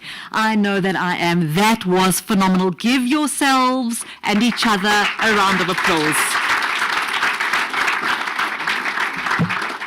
I've got to tell you, just standing there and listening to all of this and the history and the rich culture of our country, I just wanted to say it reminded me of the following. I owe my being to the hills and the valleys, the mountains and the glades, the rivers, the deserts, the trees, the flowers, the seas, and the ever-changing seasons that define the face of our native land. I owe my being to the Khoi and the sun, whose desolate souls haunt the great expanses of the beautiful Cape. Those are just two little tiny extracts, and it really reminded me of President Thabo Mbeki's I'm an African speech. It was truly wonderful. Thank you, and congratulations to all of the winners. I must say, it really looks like Tebe's got a lot of friends in the room. Could one of you please take him shopping for a loaf of bread? Please, please. A loaf of bread is not 67 Rand. And we pray it never gets to 67 Rand. I also wanted to say, Theo, you don't know this, you've won this award, you don't know that you're a household name in my home in particular, as my children are now fighting over whether to get the Kalanga races or the Reds and are saving up furiously. You are an inspiration to young people particularly. Congratulations to you as well.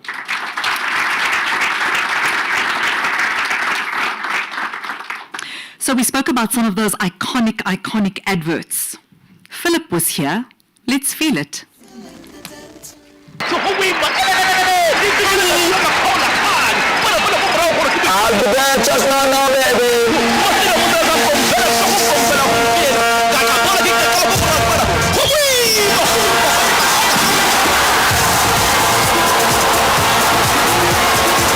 Spot on, Dwayne. Brilliant tactics going forward. Great point. Let's get the view now from the stadium. Stadium was wonderful, man. What have you got to say?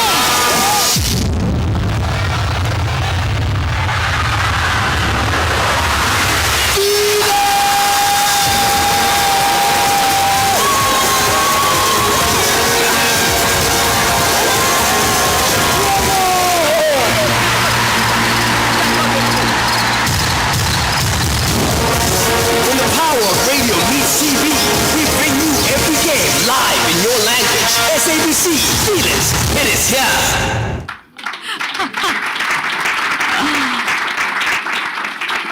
They say a week is a very long time in politics. Try 14 years, Philip. Try 14 years. And of course, the Telkom advert that Tebe referenced. Who can't remember, or who can forget rather, that one? None of us.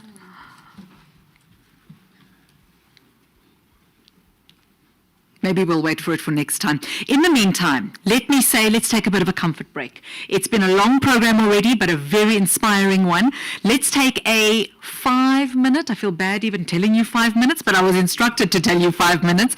Let's take a quick 5-minute break, comfort break, and then join us again. Thank you. Do you think they'll come back? They will come back. No, Tebe, they will definitely come back. I'm worried. No, don't be worried. Should he be worried? Are you coming back? Because Andisa has to go. Andisa has to go. Oh, it's fine. Okay, it's fine. Okay. No, they will definitely be back. 5 minutes. When I was in Varsity, a friend of mine says, let's take 2 and 3/4 of the movie break. And it's fine.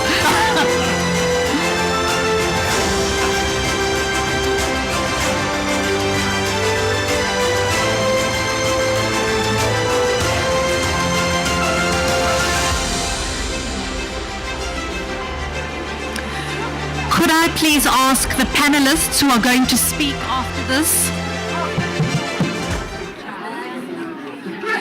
Could I please ask the panelists who are on the panel next to please come up so we can mic you? Thank you.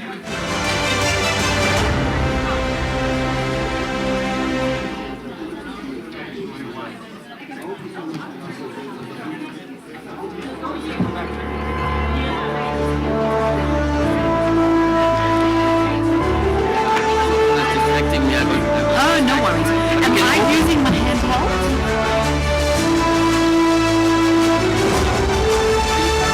Yes, I'm asking questions. I'll sit here. Do you want me to use my handheld?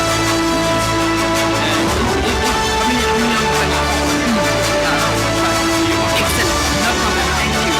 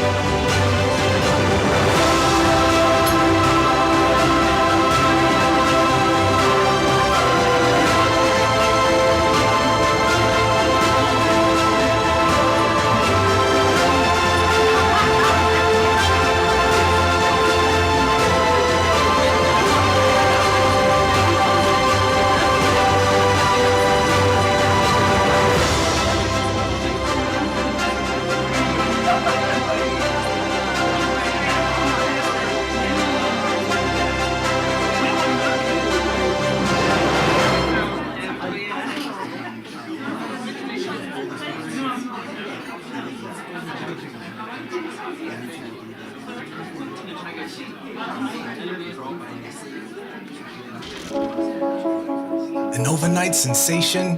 That's what a lot of them say because they haven't seen it. The tireless chase, the sacrifices made, missed birthdays, cold dinners, a life on hold for the perfect shot. It's taken years of working in the shadows to become an overnight success. To become a top photographer.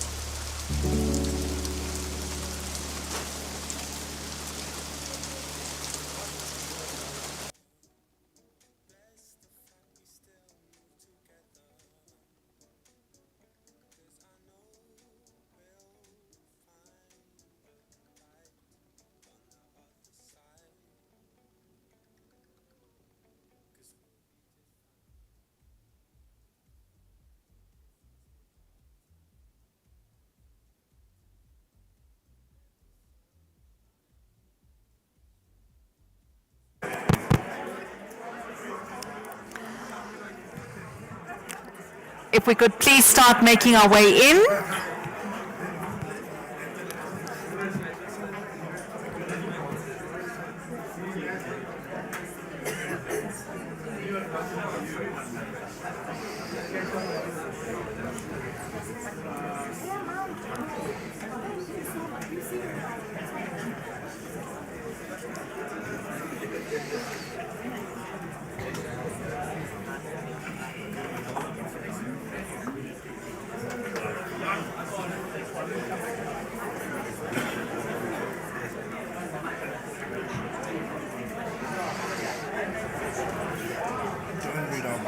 No.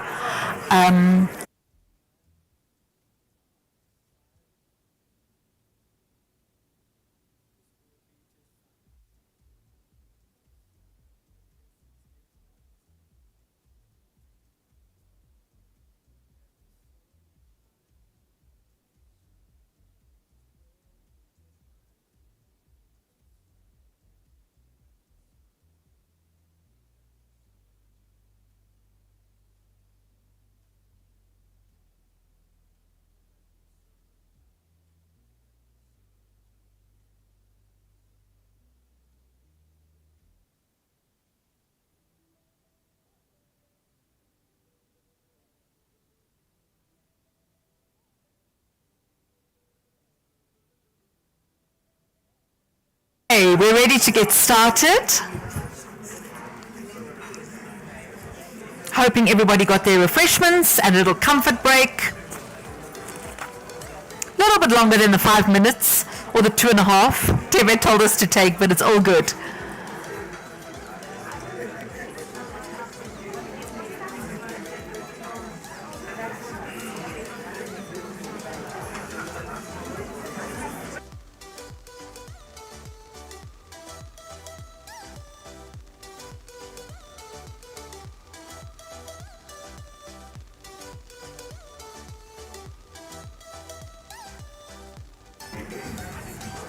Okay.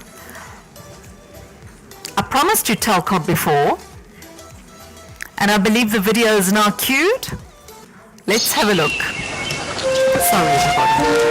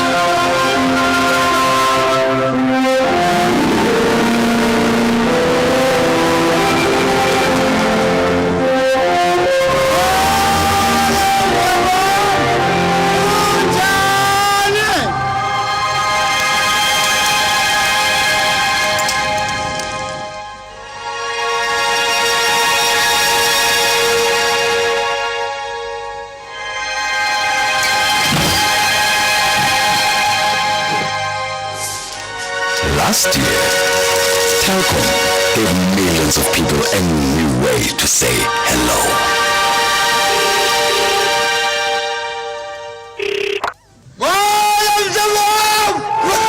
This year, expect a little more from us. Just wonderful. I love that. Thank you so much for coming back. Let me introduce you to our panel. We're having a discussion right now on telecommunications and technology's impact on South Africa's reputation and competitiveness. From my left, we've got Andisa Tsubane, CMO of Vodacom, Firoz Borat, CMO of Discovery, Nompilo Morafo, Group Chief Sustainability and Corporate Affairs Officer at MTN, and Gugu Mtembo, CMO of Telkom. Gugu, I'd love to start with you actually. As a brand ambassador, we've just seen that gorgeous Telkom advert. What do you think the future is of a brand like Telkom, considering its long history in the country? Thanks, Katie. I think, 130 plus years old. The one important thing for the brand has always been evolution, evolving itself. So innovation is at the core of what we do. But besides that, I think it's that constant need and desire by the brand to bring about transformation. So in everything, I think, as brands, the role of what we do, particularly telecom, will always evolve around ensuring that in our brand purpose, which we've lived in the 100 plus years, we always think about what are we doing to bring about transformation, because with that, as we are transforming, we're actually ensuring that we find ourselves in the future as well. And innovation must be a massive part of that, because if we're not innovating, we're going backwards. Absolutely. I think if you look at the history of the brand, innovating from just being, firstly, the brand was created as a mandate, right, to provide communication between South Africa and the rest of the world, which then evolved to making sure that that communication was also kind of clear and palpable for people at home, hence the innovation, bringing about landlines into every home, moving from relying on ticket boxes outside of the home to landlines in the home. And then when the internet became a thing, transforming and bringing about dial-up internet, those of us who lived in that era, and then dial-up internet into what we have now through fiber and broadband, mobile broadband connectivity in the home. So quite important that that becomes part of our live reality always. Andisa, let's jump to you now. We speak about Telkom's evolution, but tell us about the evolution of Vodacom as well. Your history, what it looks like at the moment, but what the future importantly looks like for the brand and the business. Thanks, Katie. That beautiful ad just reminded me as well that long ago, 1994, I used to walk, as a UCT, I used to walk 17 kilometers to the women's res. long ago. And I arrived at the women's res and I asked for the lady I'd come to see, and they said, she's not here. And I walked back. Do you remember the days when we used to phone a place, not a person? And that's quite a scary thought. And today, we have 99.4% coverage from a telco perspective. We have 42 million customers as Vodacom. And we are serving population, not just in South Africa, but across the African continent. We're in 8 markets across the continent. And it truly is remarkable what telecommunications has been able to do for this country in terms of driving that socioeconomic transformation, but helping people to connect to the rest of the world. And I certainly think that is truly, we don't even think about it. I mean, I was saying to someone, if 10 years ago you were to tell me that we just tap our phones to pay, like it is nothing, we just tap our phones, we move on. And what technology has been able to do has been, I think, truly transformational. So I certainly think that our industry has played a massive role in helping to transform, but also what we've done from a social perspective, and certainly from a Vodacom perspective. One of the things that we're certainly proud of is the role we've played in the fight against gender-based violence and leveraging technology to do that. And we've been a part of the fabric of this country. So 30 years of South Africa, 30 years of Vodacom, we are intricately intertwined with the history of this country. And in fact, it might be shorter to tell you what we didn't sponsor over the years than it is. We were part of sponsoring Bafana, sports, and the biggest supporter of South African supporters over the past 30 years.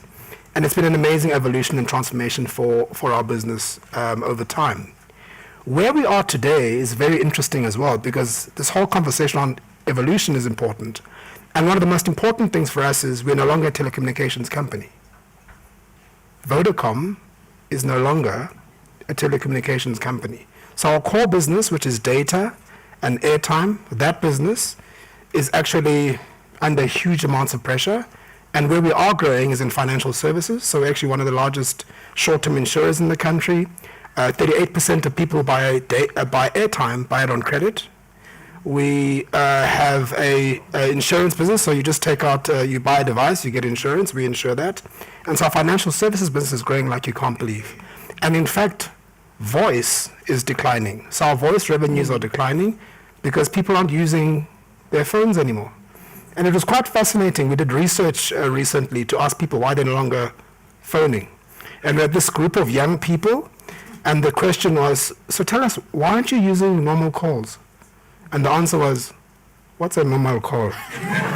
Because everybody uses WhatsApp to call, everyone uses other means other than, and what we say is the normal call. Never mind calling a landline. Exactly. That's unheard of. So it's just unreal in terms of the evolution of our business. And then one of the other things that I talk about is my entire marketing career, I've tried to find out about consumers. I joined Vodacom, and we have so much data on every single customer. We have almost 200 data points on every single customer. We know what time you sleep. We know what time you wake up. Good grief. We know which sites you surf. We know which sites you surf. We know your most foremost dog numbers. We have all of this data on every single customer, and it's about how do we use this data to really make sure that we responsibly drive better marketing, improve marketing, and really drive a much bigger ecosystem. So quite an exciting evolution for our business. But also, if you ask people about Vodacom today in 2024, and you say what comes to mind, people still say Yebo Gogo. People still say the meerkat. And that's because back then our brand was very much connected, heart, emotion, humor. And I think brands also have a great responsibility to play a part in creating a sense of optimism in the country. And what's fascinating is people don't remember much about Vodacom now. And so the job to be done is to bring that heart, bring that emotion back into the brand. And we've launched an exciting new campaign in our 30th anniversary that is giving signal to how we're going to really lean into that going forward. So quite an exciting time for us. But I think the big story for me is about the massive transformation we've been able to have on the country in terms of connecting them to connectivity and to the world. I'm coming to pick up my file. Yeah, that long file that he's got. I think it was about 28 years ago when I walked, about 25 years ago when I walked into Vodacom in Midrand and chose my own number. I have that number to this day. Brilliant. So, as I say, I want that file. From the bottom of our data bundles, we thank you. Let's move on to Nompilo. First of all, congratulations. Congrats on the awards that you've won here today. It really is outstanding. And I'm going to say the same about your jacket. I don't know if it was your Tebe, but whoever it was has got great taste. Thanks. Nompilo, but let's talk very seriously now about the role of telecommunications in shaping South Africa's reputation on a global stage, because it's very fair to say that MTN is very much on a global stage. Thank you. So I will start by thanking everyone for giving us many awards. At MTN, we get a lot of awards. And that's not a brag. It's something that we're very conscious of, because I think my boss, the CEO, always says, we need to find out why we're winning awards, because it's either you guys are we're doing something well, or one day when Tebe on Africa Day doesn't come up and say MTN is #1 brand, it will be very sad around here, because we expect it. Because it happens, when something happens every year, you tend to take it for granted, because you expect it. Until, just before I get to your question, until he said, MTN is a #1 brand in the continent next to the UN, that's doing good for society. The board stood still. That was, for us, the moment of reflection. MTN, we assume everyone knows by now what we do. We serve 288 million customers across the continent. We're #1 brand in the continent by numbers, by all kinds of metrics. But one thing that we pride ourselves about is that we are for purpose and we are for good.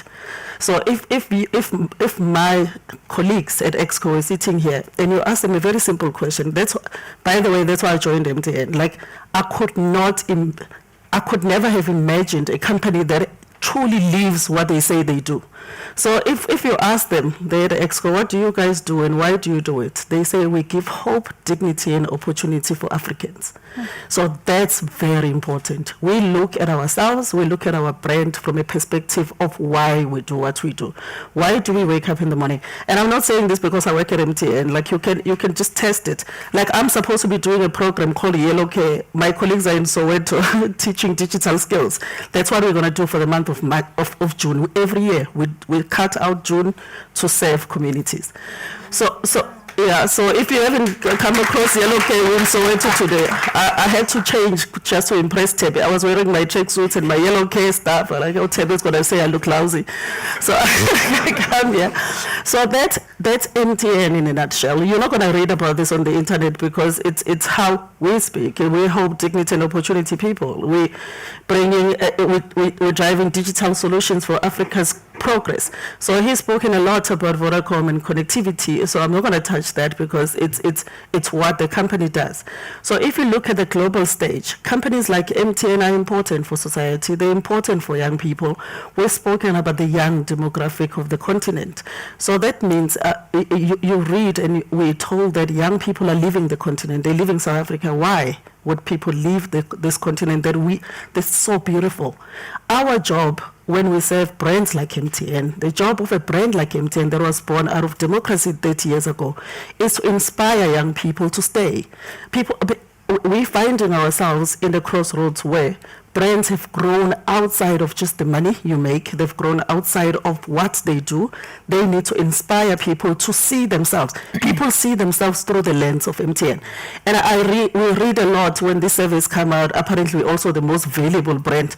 So when all these things come out, we read closely in terms of what does it mean for the consumer? What does it mean for the young person right now sitting in Uganda? And one thing that we have learned is that is the inspiration of the hope people see in the brand that says, look at this brand. It came out of South Africa 30 years ago. We are the biggest and one of the largest transformation stories of South Africa. So we don't take that for granted because it did not happen automatically. A lot of people served. I watched the movie yesterday. We're going through the 30 years of MTN. And I remember seeing Nelson Mandela that saying, launching MTN, he was the first customer on our line, saying that we are transforming South Africa for the world. So our largest investor base is in the US. People see the hope in the continent through our eyes. They see the continent, they see the people in Africa through MTN lens. And if you're talking about the global stage, I was talking to my colleagues from DECO. It's amazing the amount of questions we get from MTN about what is DECO trying to do in the world? What does it look like? Because people understand that we understand the continent and we are South African, so we understand what needs to be done for society. So that's, in a nutshell, is the story of MTN. It's a transformed company that came out of South Africa, went into Rwanda, Uganda, and then the rest of the continent. We're in 17 markets of the continent, 19 in the world. So it's a story that if you land, I need Tebero all airports. So if you land in Uganda, you feel, it's a feeling thing, you feel what the brand represents for Ugandans. It's not what they bought data, it's what they feel MTN to represent to them. So that for us is important. I hope I haven't gone all over the place. No, not at all. And in fact, I want to add on to that, to say that at the height of COVID, many journalists, particularly freelancers, were left jobless. And their salaries were cut, families were suffering. And SANEF, the South African National Editors Forum, approached MTN to say, we would like to give once or twice off cash amount to journalists, whether they're members of SANEF or not. Will you come to the party? Will you assist us? Without hesitation, I know this because I'm on the executive of SANEF, without hesitation, MTN came on board and said, here. And once you divide that up between the journalists who'd lost their jobs and had been left jobless, and many of them had lost family members, it made such a difference at a very core level, and it had nothing to do with telecoms. It had to do with just giving back. So I can absolutely attest to what Nompilo is telling us today. I want to move on to a company now that is not technically a telecommunications company, although I've also been educated because I hear that Vodacom isn't either. But Discovery for MTN isn't either, correct. So everybody's evolving. Innovation is really something quite outstanding. Feroz, you're the CMO of Discovery, and Discovery is not technically in the space as a telco, but you are doing so much anyway. Talk to us about the evolution of your brand and how it's evolved, but also how it's kind of come into full circle when it comes to telecoms. Thank you, Katie. So as most people know, I mean, Discovery started around 32 years ago. I think it was started on the philosophy of something really simple. The purpose it was to make people healthier, enhance and protect their lives.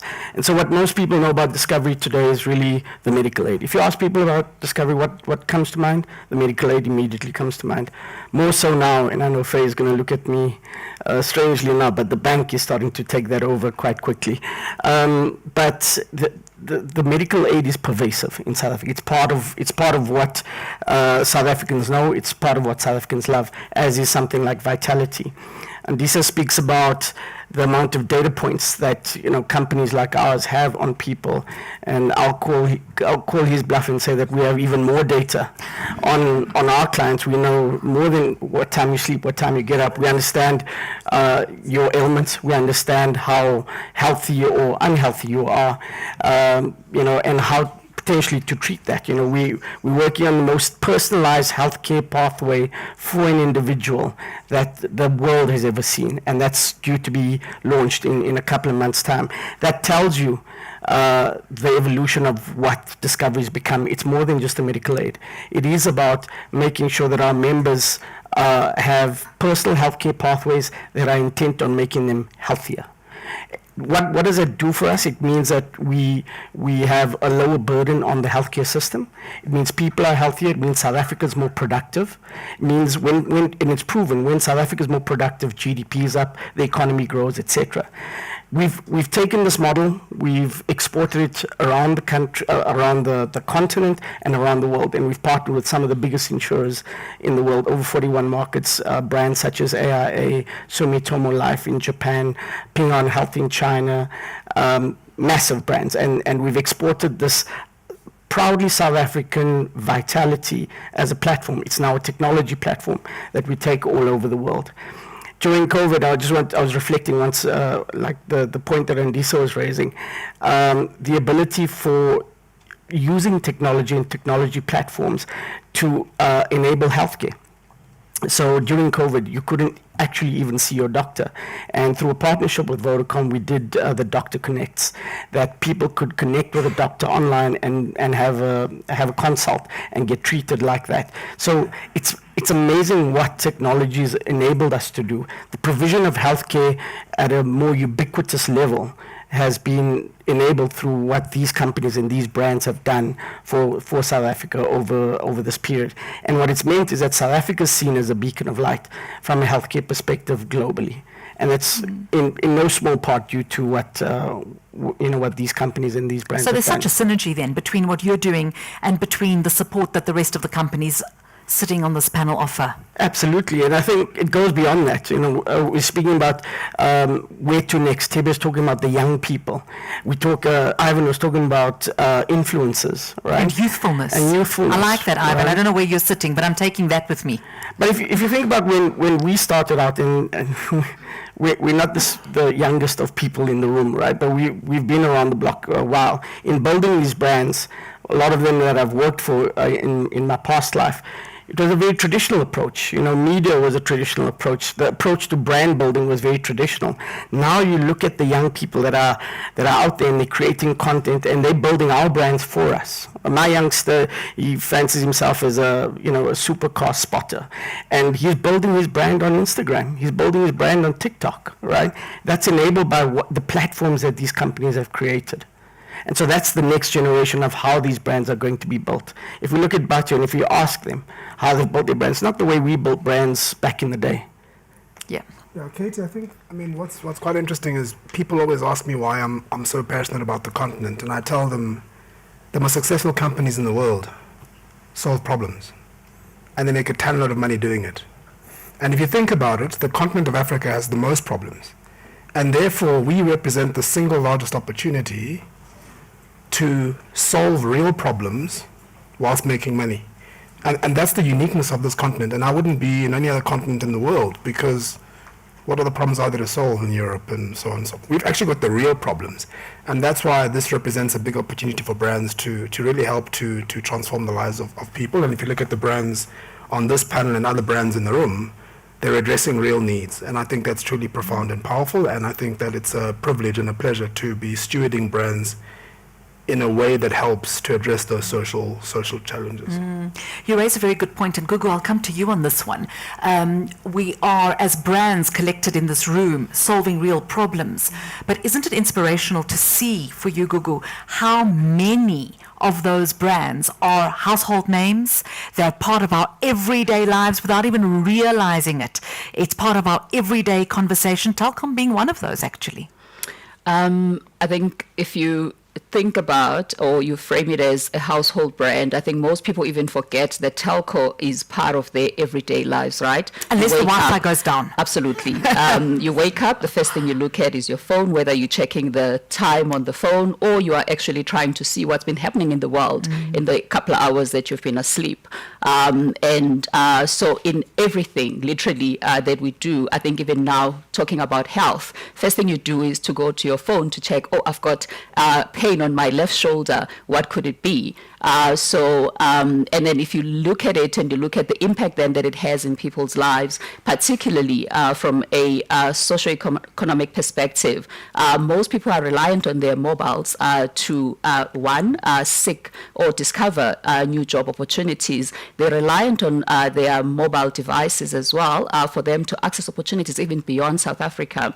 I think if you follow the trends on TikTok and X, as it's called now, I think about 2022, there was this boom of people all trying to secure the IELTS exam because everyone realized that, you know what, you could be sitting at home, unemployed youth, but if you have a good command of the English language, you can actually be a teacher remotely sitting here teaching kids in China English. So I think if you think about it, literally everything revolves around being connected to your loved ones through the power of the device, but also being connected to the world, being connected to opportunities, and literally just all the possibilities that exist there. So I think telecommunications, as it is really integral in society and the lives of the people.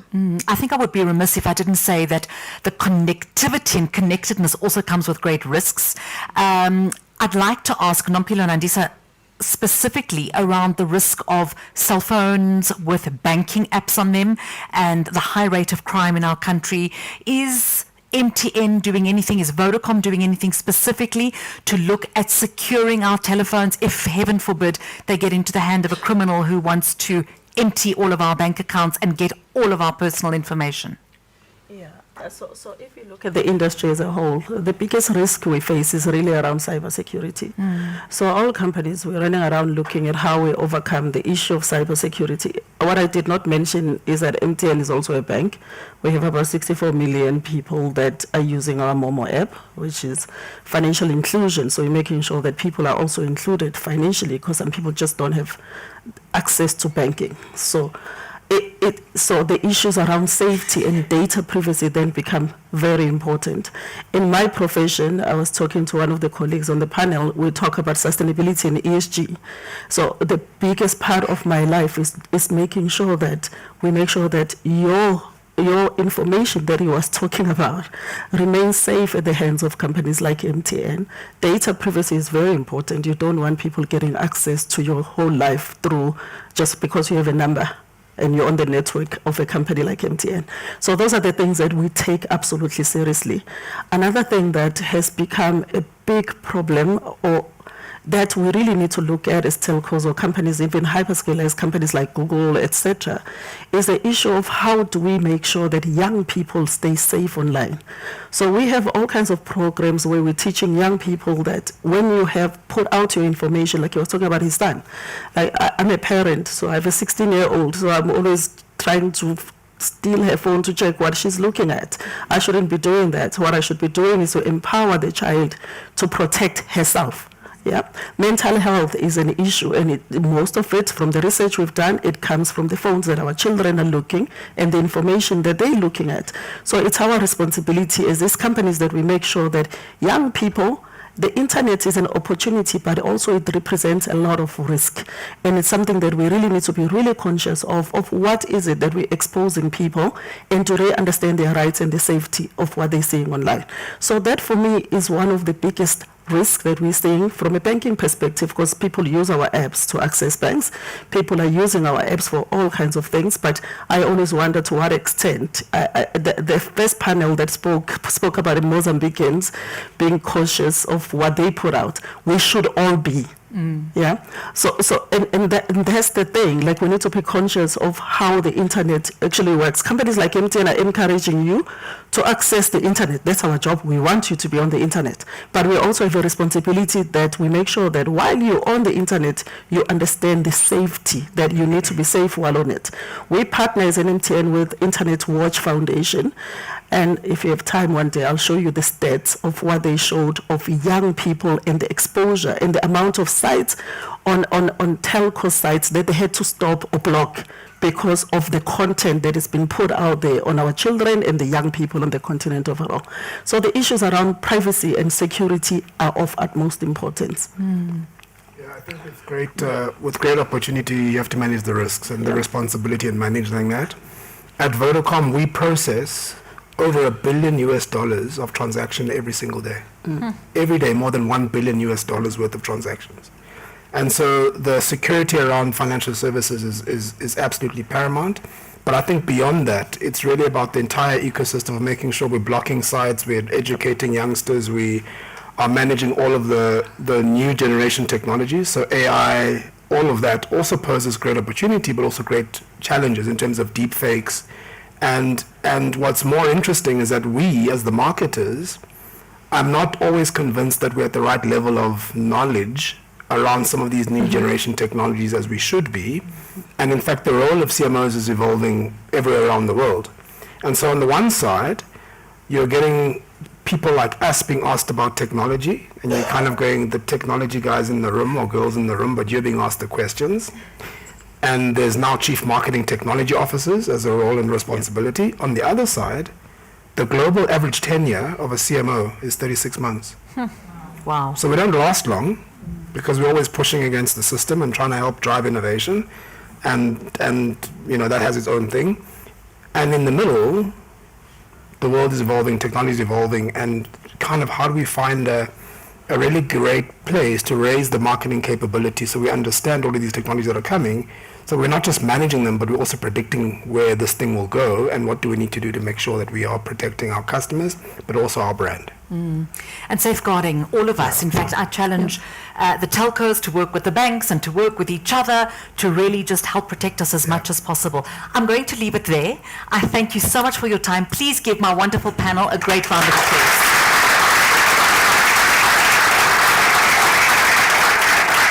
I hope you found this as insightful as I did. Thank you very much to all four of you. One more time. And let's have a quick, while we're getting our microphones off, I'll ask the team at the top there to show us African Bank.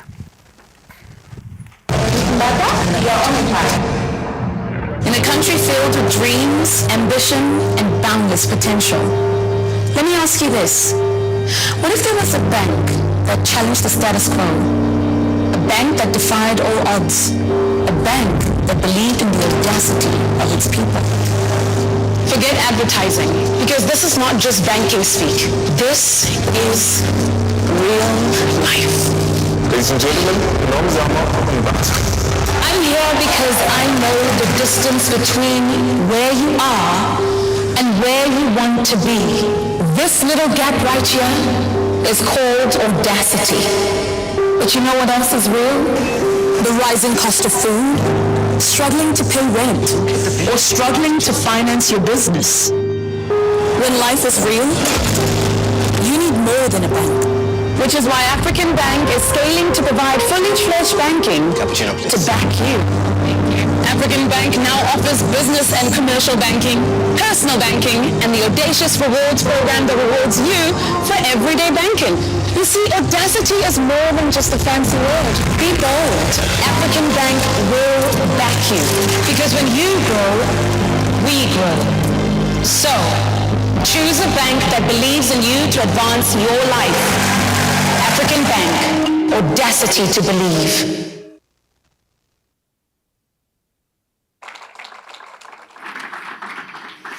allow me to invite Tebe back up for the fireside chat. Tebe is going to be joined by Theo Baloy from Batu Shoes and Spusiso Kumalo from African Bank. We'll be quick, but we'll be hopefully insightful. It's been a program, hasn't it? What a program. What a program. I always, and while I'm waiting for the guys to come, I always say that branding is a religion, must move you. Must move you. Because branding, I think there's a verse somewhere in the Bible that says, faith is the substance of things hoped for and the evidence of things not unseen. It's like branding. We are hoping when I get there. We're hoping that if you wear this Louis Vuitton, someday you're going to arrive in Paris on the Eiffel Tower. Even if you bought it in the flea market somewhere. It's branding. So I wanted to pair the two deliberately, because one was started in 1967, but formerly 1975, African Bank. Another one was started in 2015. And I thought, how interesting the two brands are together. And I thought it could be interesting. Let's have a seat here.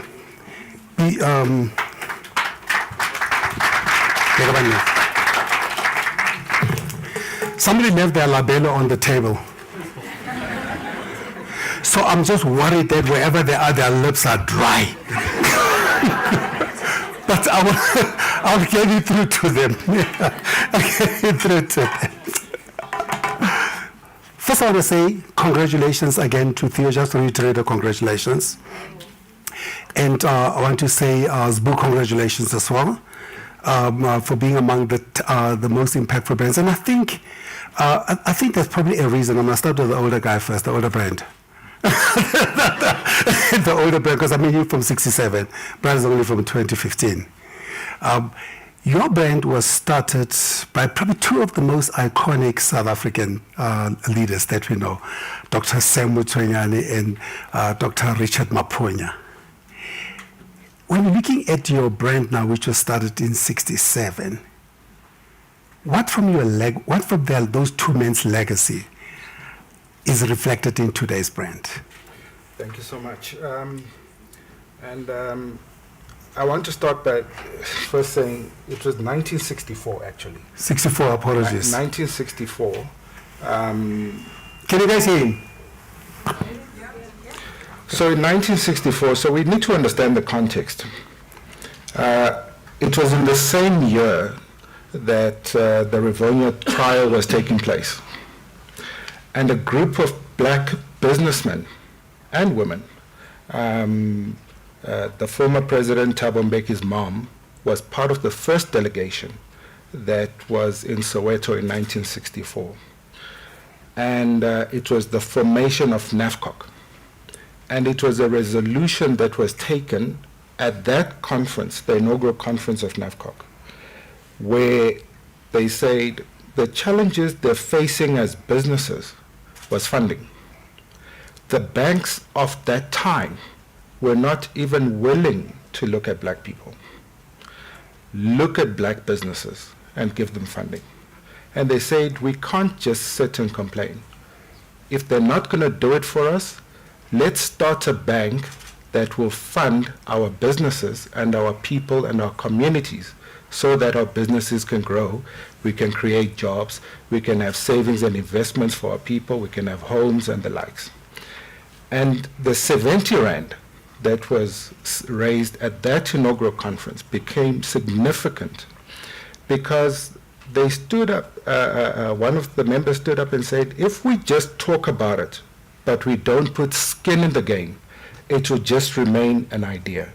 So let's start with us putting our own money into this idea to start an African bank. And it then took them 10 years to raise the $1 million. Yes. $1 million rand, sorry. The million almost says Zimbabwean dollars. Yes. So I confused the two currencies. Yeah. It took them 10 years to raise $1 million, which is what was required for them to become formal. But I wanna pivot that question back to Theo. I mean, Theo, if it took them 10 years, and you were in Dubai, I think, PwC, right? Yes. You were with PwC in Dubai. How long did it take you to raise that $1 million to get your first stock? Shoo. I mean, I think for us, I was, as you mentioned, that I was in the UAE at the time when I started the business. You know, I was quite fortunate to have worked for such a great firm, you know, abroad as well. So I had managed to save up a lot, or enough rather, to start the brand, you know. And I've, like any other entrepreneur, then I had to, you know, take a jump, you know, and take a risk and reinvest it as seed capital, or invest my savings as seed capital into the business, you know. So it took me my professional, I think, years at PwC to save up and to have my savings as seed capital, you know, to deploy in the business. But we were quite fortunate that when we launched the brand, you know, from the proof of concept 100 pairs, you know, it moved very fast, you know, because people caught to the brand, they supported us, and from the 100 pairs, we went on to 400 pairs, you know, and then we reinvested the proceeds into, you know, having our first 1,000 pairs order, and the rest was history. So I think not a year, you know, and not 10 years either. And not 10 years either, you know. So we were quite fortunate in that regard, that when we were ready with our go-to-market, you know, strategy, you know, the market was ready for such a compelling brand, you know, and to hear such a story. You know, I think the market was just ready for Batu, and I think it's a story of, you know, the perfect timing and being in the right place. And so tell me now, Sbu, if you look at a business like Sbu, I mean, like Theo's Batu, he didn't necessarily take the 10 years. But there's quite a lot of Theos in this town who are looking for that seed capital. What in your history has shaped you how you deliver, or has anything helped you to deal with people like the Theos of the world? And how's the bank perhaps different from the others in that respect?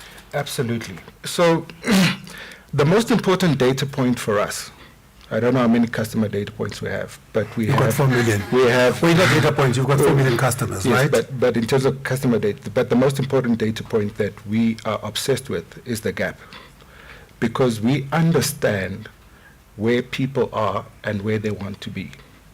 And our sole purpose, we didn't start this bank to make money. We started this bank because we really wanted to help people that were struggling, like Theo, businesses, to get someone who backs you. So we don't back the horse, we back the jockey. You back the jockey. And when we say, we believe that when you grow, we grow as a business.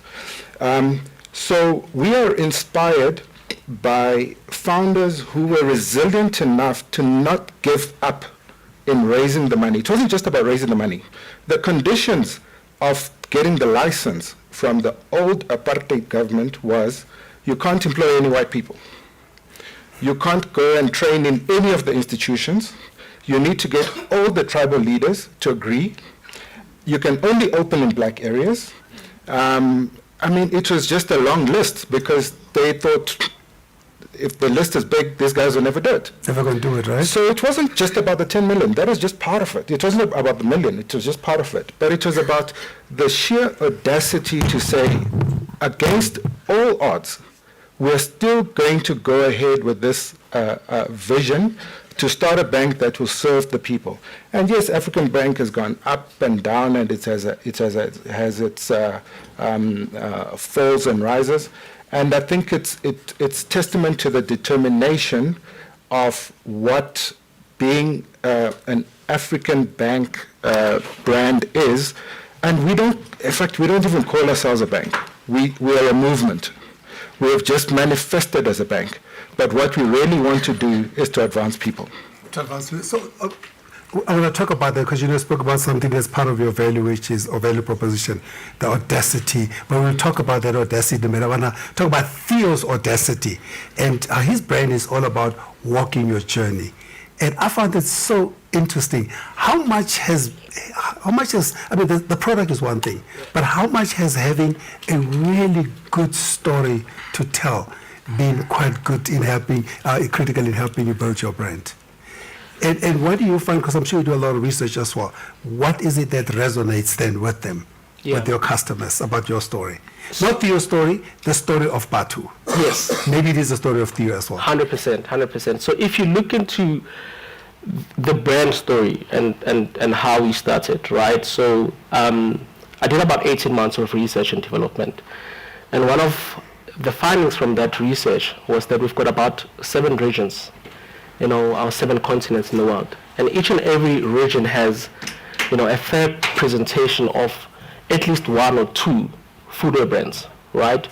You look at South America, your Nikes, your Converse, and Brazil, Ipanema, and so forth, and Europe, many other brands. When I came down to Africa, I couldn't find a footwear brand that can compete with the brands that I've just mentioned, and compete especially or predominantly in the footwear category, right? And for me at the time, I used to buy a lot of sneakers. And that didn't make sense for me, that why am I buying so many sneakers, yet there's nothing that resonates with me as a young African man. And further going into the story, when I further researched, about our heritage, the Rainbow Nation, 11 official languages, 12 now with sign language, there's so much heritage in South Africa alone, and it didn't make sense for me that why are we not taking this heritage, our story, our diversity, incorporate them into our brand, into brands and ecosystems and infrastructures that we can export to the rest of the world. Because obviously I was in sneakers, growing up in Alex, the word Batu meant shoes. But when I further went on to what does Batu mean when it originates, I actually found that interestingly, it comes from way prior democracy, in the days of Safari. And going to the journey, as a country, we have always been on a journey. We were liberated as a country because we were on a journey. And even if when we were oppressed then, Batu, we would wear batus and go fight for freedom. So I thought, geez, this is such a powerful story. And moreover to that, you don't have to speak Tswana, Zulu, Ndebele, or come from Soweto, or Guguletu, or Umlazi. Every other township you go to, when you say Batu, everyone knows that you're talking about a shoe. So I thought, wait, that's so powerful. No one talks about this. Why not just incorporate it into a sneaker brand and tell this untold South African story to the world? And the minute I started doing that, it warmed people's hearts. And I think that's how much, the impact of the story had on our brand. I love it. I thought it's probably one of the finest brand stories. Walk your journey. Yep. And as you're not walking a journey. You've had ups and downs as a brand over the years. There's been, it's gonna close down. It's back again. And you've mentioned it, that resilience has been one of the things. But when you joined, I think you joined 3 years ago? Yeah, 3 years ago. When you joined 3 years ago, you said there's a bigger story here that's not being told. And your story was anchored around audacity. What was that audacity to do what? Theo doesn't know this, but I'm going to tell him today. So when I joined African Bank, and we're working with the agency, and I'm coming from Stellenbosch, so I'm new in Gauteng, I'm new in Joburg. I'm trying to figure out how we're gonna win in this market, and I had the privilege of going on the pilgrimage, you call it, to Winterveld to spend time with Ndate Matsonyane, to just understand, how they started it and understand the story firsthand, And then, we put similarities, and Batu, Theo's story, and Manxhosa were the 2 brands that we thought, hey, these guys, have the same attributes of the founders of African Bank. And I actually wanted Theo to be in our first commercial when we repositioned. But your office said you don't do adverts. Who said it? They said, no, they said Theo's overused, sorry, we can't use it, whatever it is.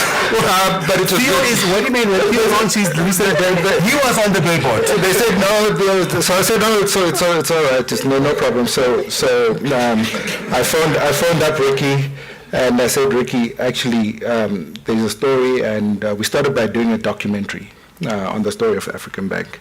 And then we launched the brand, the new brand, with Ricky Rick, when we really talked about the story, because the story was suppressed.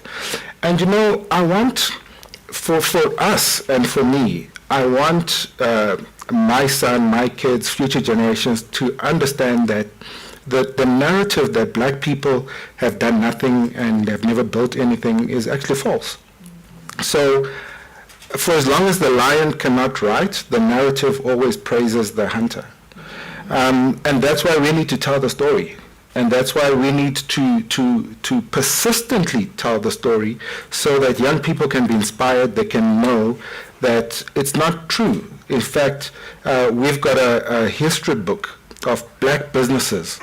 We started in the 60s, and we're profiling 10 families in that were dominating their industries. And nobody knows about these stories. I mean, when I joined African Bank, and when I learned about the story, and so I became this kind of like evangelist, and our own colleagues didn't know the story. They assumed something else. So it is a journey. The business is 50 years old next year, and we really are inspired by the audacity of the founders. And we want to inspire South Africans, business people, customers. Everybody has a story of a gap. There's somewhere I want to get to, but there's things that are inhibiting. In Stellenbosch, I had the privilege one day with some friends, a group of young guys. They started a beverage business, phoned up the bank, asked for 30 million, and they just said, I'm good for it. And if I'm not good for it, my dad, And I was like, wow. It happens a lot in Stellenbosch. And I'm like, this is just like that. So for me, I think I'm fueled by the burning desire to have our people that have got aspirations, hopes, dreams, they want to create jobs. We know that we can build this economy if we really fuel entrepreneurs. And we want entrepreneurs to know that with African Bank, they back you. And we've gone back to our original ethos. When we bought Greenrod Bank, not because we want to fatten our balance sheet, but because we're saying this business was not started as a microlender. Microlender was a misfortune in the journey. And people don't understand how did that come about. But one day they'll know. But what's important for us is that we're now a fully fledged bank. Like the commercial we've just seen, we've got business banking, we've got commercial banking, we've got personal banking, and we're on a journey of reestablishing ourselves purely for the reasons why we started, which was to support and we're not apologetic when we say this. We are a black bank. And You're a bank that happens to be black. We're run by black people. Yes, we are run. Soon we will be owned also. So the bank is going to return back to, we need another fireside chat with a few bottles of wine to have that conversation. That'd be my first wine. But, but I love that you talked about that when you got there, you did not know the story about this brand. And that you said, it's a shame that the story, in a way, has not been told. But Theo, how are you ensuring, you're still young now, still under 40, at some stage, probably going to retire at 41, and you're going to leave this story with somebody. How are you ensuring that this story goes into perpetuity so that you don't end up with this, with what's Boo's saying, that people don't even know how you go around? Yeah, good question. So I think we've got an incredible team at Batu, that brand team that really makes sure that our story, is always being told, and then we advocate our story, in our products, in internally, like what the culture at Batu has always is centered around our vision, right? So one thing that we really, I think, at Batu try to do well, and I had in these sessions, that what really makes or builds great brands is around consistency. So we're very consistent in communicating our vision. Number one, where we started as a business, and most importantly, the mission to reignite hope and create sustainable jobs. We are consistent in making sure that we achieve that. But most importantly, we're also consistent in making sure that we achieve and live our value proposition. Because oftentimes companies will have a beautiful PR statement and the vision written at the reception, but they never really live up to that. So at Batu, we really advocate for building a shoe brand that Africans can proudly affiliate with, and over and above that, reigniting hope and creating sustainable jobs, right? Whether times are favorable and unfavorable. And each and every person internally advocates for that story. And moreover to that, when we launch new products and we do campaigns, our go-to market always starts with our story, so that it keeps on growing, it keeps on growing legs on our consumers and so forth. So I hope obviously it cannot be a Theo thing, it's a collective effort from the team at Batu now growing into our consumers. I'll tell you what I love about these two stories is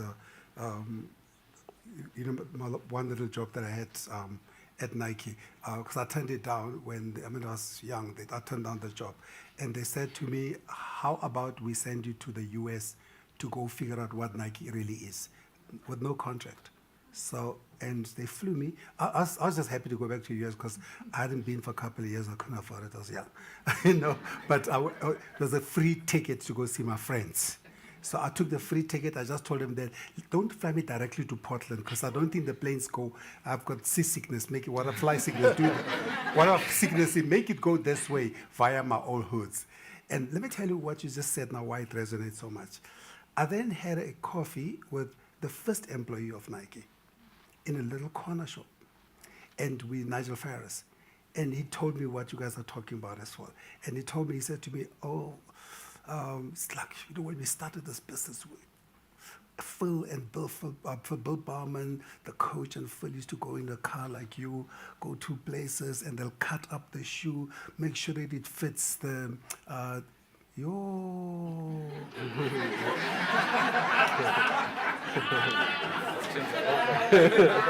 Now, I need to check what the elections are over, but you guys will let me know.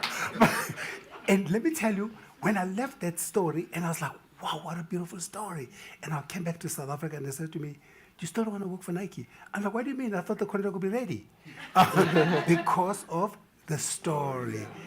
Because there was that person, those people who are custodians of the story, and I'm sure that's what Imtiaz is also at Gift to Give us. He told us his story. Because if you listen to everybody here, the brand has been about the story that we tell. But the story I'm interested in is, you've got 4 million customers, or 3.9 or something. Your best friends down the road in Rosebank, I think, have got 18. Okay, they've been around for 150 years. But, this country of 80%, 85% people who look like you and I, why are they not banking with you? We need to. Another bottle of wine. We are humble enough. We are humble enough to know that we are on a journey. So the new African Bank was really launched in 2016. That's when we then established not just a lending product, but a banking product. 3 years ago, when I started an African Bank, they were signing up, I think, 15,000 new customers for personal banking every month.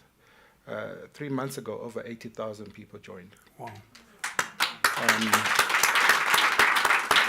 In fact, it's a bit of a coincidence that you were there, right? Just to correct you, it's over 5 million customers that we have. You guys did well from last night to today. So in our total portfolio, we have about 16 million customers we enable, because we are the bank and the brand that is powering other financial services providers, like the MTN Momo is really powered by African Bank, and we've got similar type of affiliates with other brands like ShopRite as well. So for us, we know that it is a journey, but it's a journey of rebuilding the trust between the customers and ourselves. Trust. But one thing that we have, is understanding that pain point means that we can relate to the customer better than any other brand because we've been where they have been. So we understand them. And I think that fuels us and inspires us to continue to try harder to make sure that we can win their hearts. Got it. And as we do that, we are seeing that with each step and with each piece of communication in our Accelerate 25 strategy, that the customers are slowly starting to come around and see that African Bank is a serious alternative to what they've known. Beautiful. I want to wrap up with one question, probably the same question to both of you. Theo, I mean, the number one most admired South African brand is no mean feat. I think I told you outside when we stood out there for a brand that's really 9 years old. And Pat Mahlang was asking me the other day on this platform, how long does it take to build a brand? And I said to him, it takes as long as you are relevant and delivering on your promises. Because a lot of us tend to think it's about money, but it really takes as long, and I think you've proven that it's taken as long as it's taken for you to be relevant. When you arrived, they were ready. What can we expect in closing? What can we expect next? Because you've put in school shoes on kids, you've put in over 30 retail outlets, you've got what, over 500 people working for you now. You've pretty much, I think you should move to Stellenbosch. I'll call Smith. What's next for you or for the brand? I think that is such a, for me personally, such a beautiful question and, truly humbling and inspiring because, especially in this week, and the reason why I say that is because what, our brother is doing, Laduma, with Makosa in New York, so that question ties back, to my vision, because seeing him do and the team at Makosa doing amazing things. So that is what's next for us, because I think there's a lot of us that have, a lot of people that have really shown us that it's possible. So what's next for Batu is, going global, and I think, Laduma and the Makosa team have proven it and many other talents. So that's what's next for us. The audacity.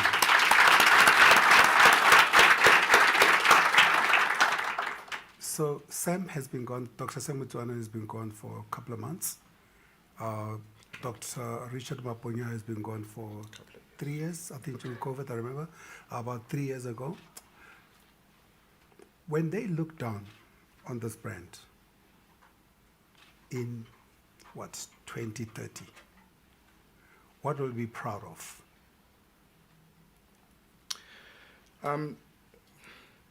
What will make them proud, if I have to speak proper English? Yeah.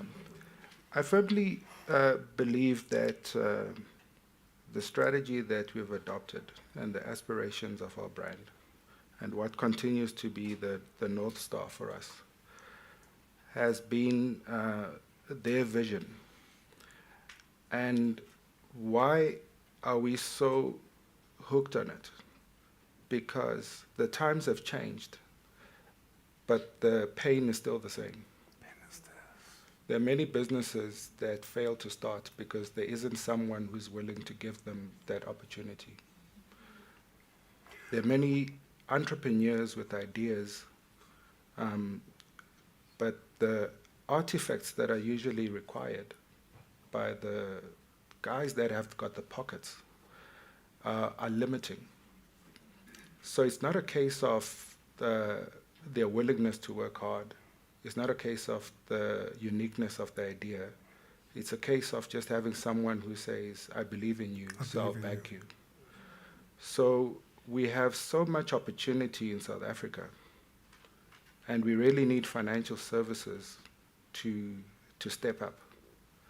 We cannot perpetuate a system where we have stories of people that pay their bonds for many years, only to lose their job in the 17th year, not be able to pay their bond, and the house gets to lose the house. On that sobering note, no, I'm coming. I'm going to come to. I'm going to end up on. Appreciate it. So save us. So, for us, 30 years from now is No, really... you're stretching it, 2030. 2030. Okay, no problem. 2030, we really want to see a very vibrant economy. We want to see people with jobs, people being able to try out and do what they need to do. We want to see those that start working flourish in their careers. We want to see families that are building their homes, that are extending their homes. Whether you're purchasing a car, you've got assets that you own. We think that financial services cannot advance so much in terms of technological advancement and people remain the same. So we want the advancement in technology to be the same as the advancement in people's lives. Speaker Molo and Theo Baloy, thank you so much. Thank you. Thank you so much. Thank you. I'll see you at the top. So we're gonna have a we're gonna wrap up. I promise we leave at 15:15. I may indulge you for another last 15 minutes. I promise you. That will be done. 15:15 is in 3 minutes. Yes, I said, but I'm indulging for another. Oh, right. 15. The indulging comes after that. Unless I didn't understand what indulging means. Thank you to the three gentlemen. Really, they must take a bow, all three of them. That Amazing stories. That was truly phenomenal. Metro FM asked a fascinating question. What makes you black? Let's have a look. What makes you black? Is it the color of your skin?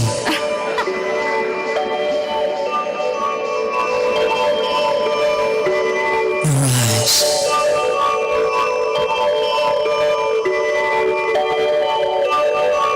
The shape of your nose?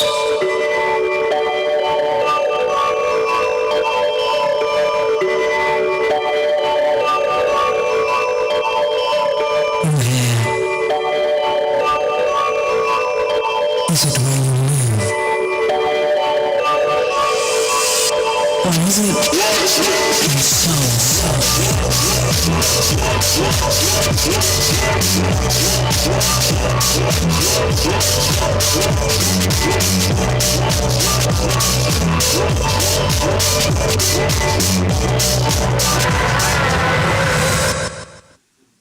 There's a voice that is calling, loudly calling, day by day, the voice of the future.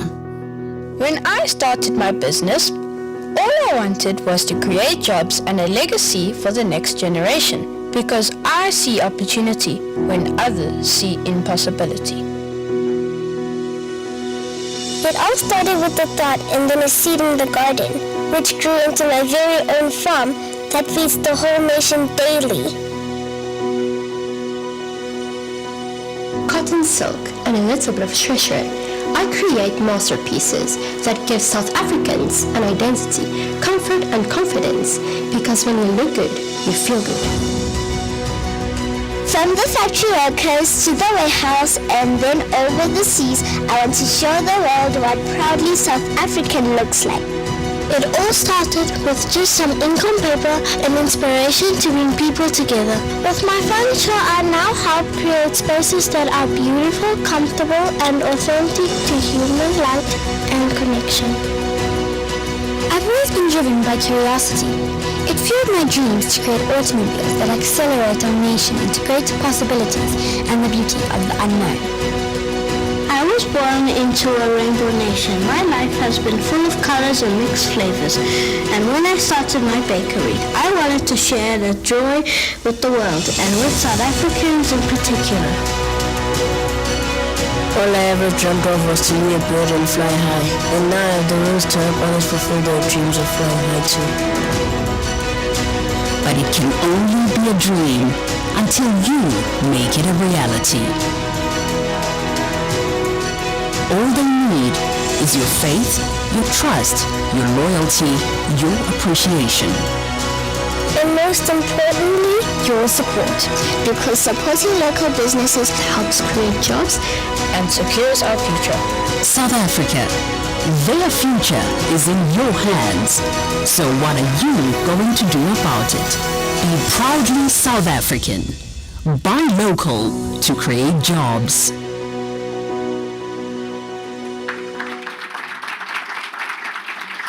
And on that note, could I ask for Happy Ngidi, CMO of Proudly SA, to join us?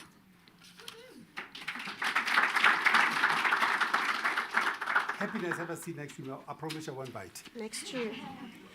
You know, you're the only man I've kissed outside of my husband in public. Happy. So, yeah, so I don't know if this is safe to You're not supposed to say these things in Happy, you're not well. You're not well. Well, with a name like mine. But yeah. your brand is amazing. I think, 23 years ago, I think also, South Africa, I think it was out of a job summit, Nelson Mandela says, we're going to start this. Yeah. Why? Because it was absolutely critical for him to do that. He had been around the world and he had seen if this buy local phenomenon work for Australia. So the buy local campaign, proudly South African, is on the back of a winning formula. You know, given what the Australian buy local is all about. And Madiba said we need it.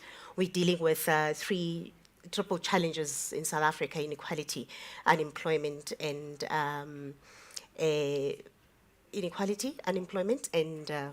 poverty. That's it, and that's how we were born, not 30 years ago, like many brands in this space, but 24, but a good 24 years. But you know, when you started, I shouldn't say but, when you started, there was an incredible excitement about Proudly SA. Yeah. And everybody, I remember some of the brands in here, they were putting 0.00, I don't know what, of their bottom line. They were says, here, Happy, go shopping, go.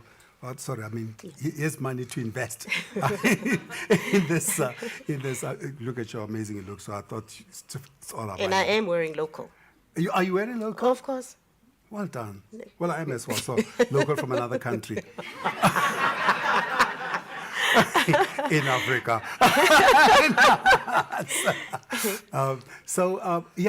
What happened? Because I seem to feel, maybe it's just me, that you don't have that same, there's not that same excitement around a Proudly SA as there was when we started. Or am I misreading?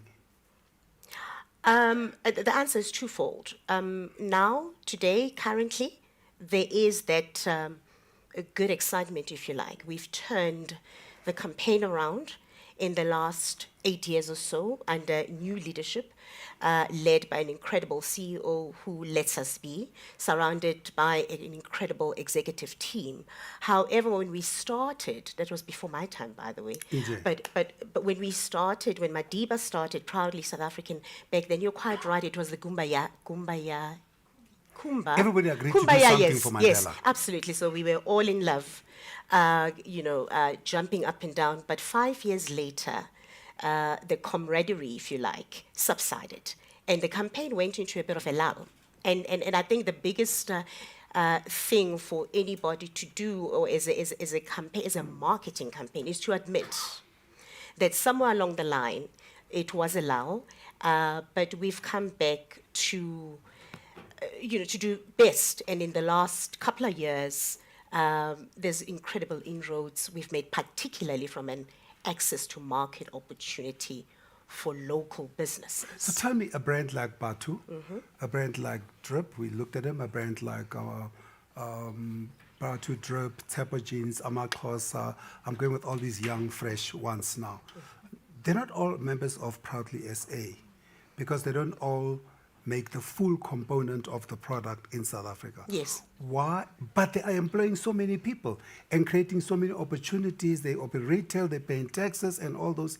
Is it not time that a Proudly SA rethinks this idea in terms of saying that, how do we bring in these young businesses in the fold? Because otherwise, Theo's not going to join this, Tsepo's not going to join this, Leka's not going to join this, Laduma's not going to join this. How do we bring them into the fold so that you truly meet your mission of jobs, inequality, reduce inequality, reduce poverty? But that's what we've been saying.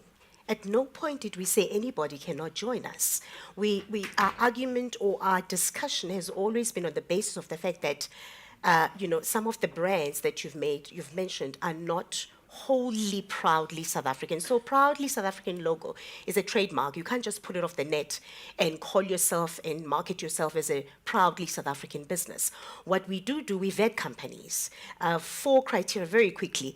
Local content. 50% of the product you produce must happen in South Africa. You have to prove to us that you've created jobs in the course of making that product. But we understand that the other 50% may be raw materials that you may have to bring into the country. That's fine. We are real to that, alive to that reality. Second is quality. It's one thing for us to say local is lekker, but it can't be Hong Kong. It's got to be a great quality product. We vet that. Thirdly is environmental standards. In the course of doing your business, are you taking care of the environment? Last but not least is labor laws. Do you conform to the labor laws of the country? Now, going back to the brands that you've spoken about, by all means, our doors have always been open. In fact, they will all tell you that we have chased them. I just mentioned only because I know you and I know them. Sure. And right? so we've reached out to them and we said, you cannot can't underplay. You can't keep secrets, really. But anyway, but we cannot underplay the 500 jobs that Batu has created. It's not only 500 jobs, it's 500 households that he takes care of. The value chain is massive. So does that make him proudly South African? By all means. What we want to communicate is to do responsible communication and say the raw materials are being brought in, which speaks to our criteria, but the rest of the production of the jobs and all of that is in South Africa. So our doors has always been welcome we're open to all of those brands, just to fine-tune the communication around their products. Yes. Theo, I've fought your battles. I've fought Tempo's battles. I'm done. Theo thinks we're the police. He runs. He thinks there's something we're looking for. He thinks he want to put him in the naughty corner. No. Theo, come home. Come home. So tell me, as part of your turnaround, I've noticed you spend a lot. You spend a lot of time creating new initiatives, the presidential awards, the fashion police, and all those. How have those helped, or why have you done those? Let me tell you. So in this room, I'm part of a group of incredible minds, CMOs that represent many businesses. You're part of that group. You threw me under the bus, but anyway. And when we do meet every month or two to share ideas and to do what we do best, I've always said to them, I've admitted long time ago that I am one of the most, I'm bankrupt. I'm a bankrupt CMO. All of these guys are richer than I am in terms of budgets and all of that. I just don't look like my problems. I just don't look at my problems. So, helps. You were going to say those initiatives. How are they helping? So collaborations is the only way for us. We're not a government entity. We have a dotted line to the DTIC. On our board, we are represented by social partners. And so, when we try and do things and we want to get onto television, DSTV, I'm hoping you're here, SABC, for my employer, I hope you're here. We don't have the kind of money, to be always on television and to expand the buy local narrative.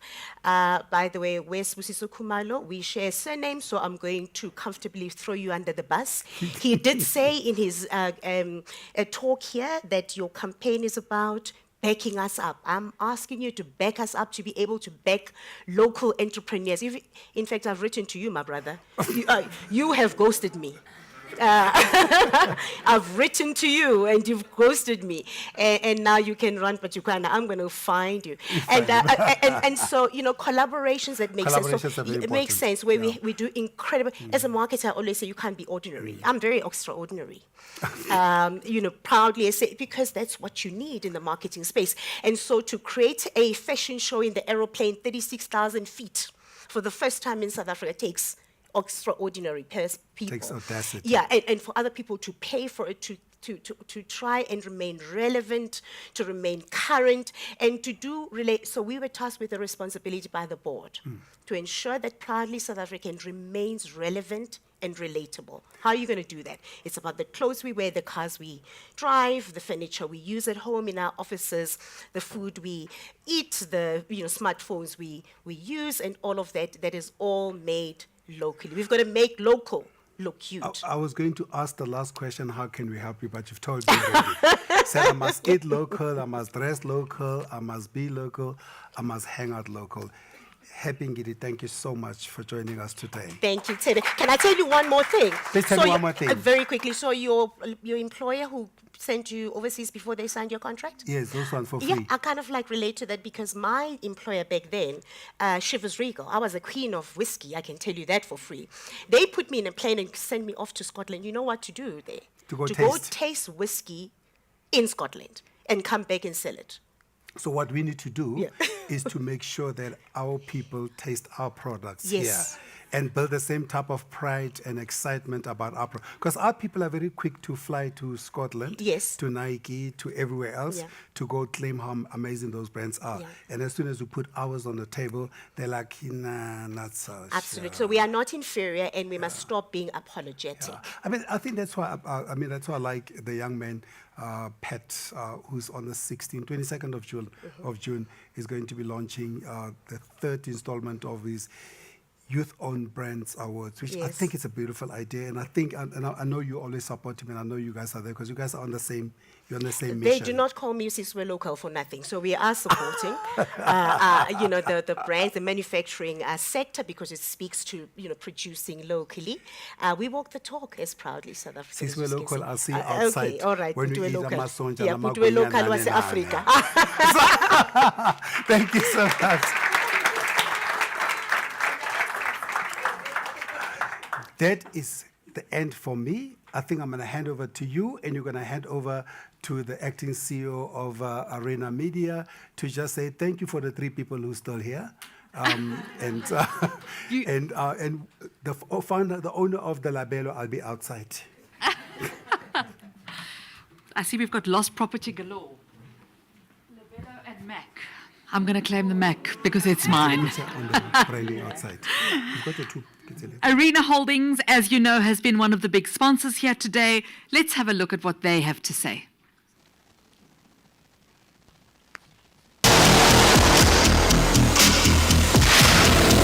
We are Arena.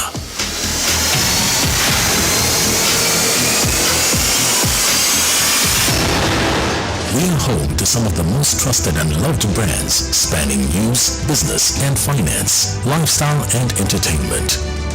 We believe in connecting people of all cultures. We pride ourselves on creating and curating quality content accessed by consumers when and how they want.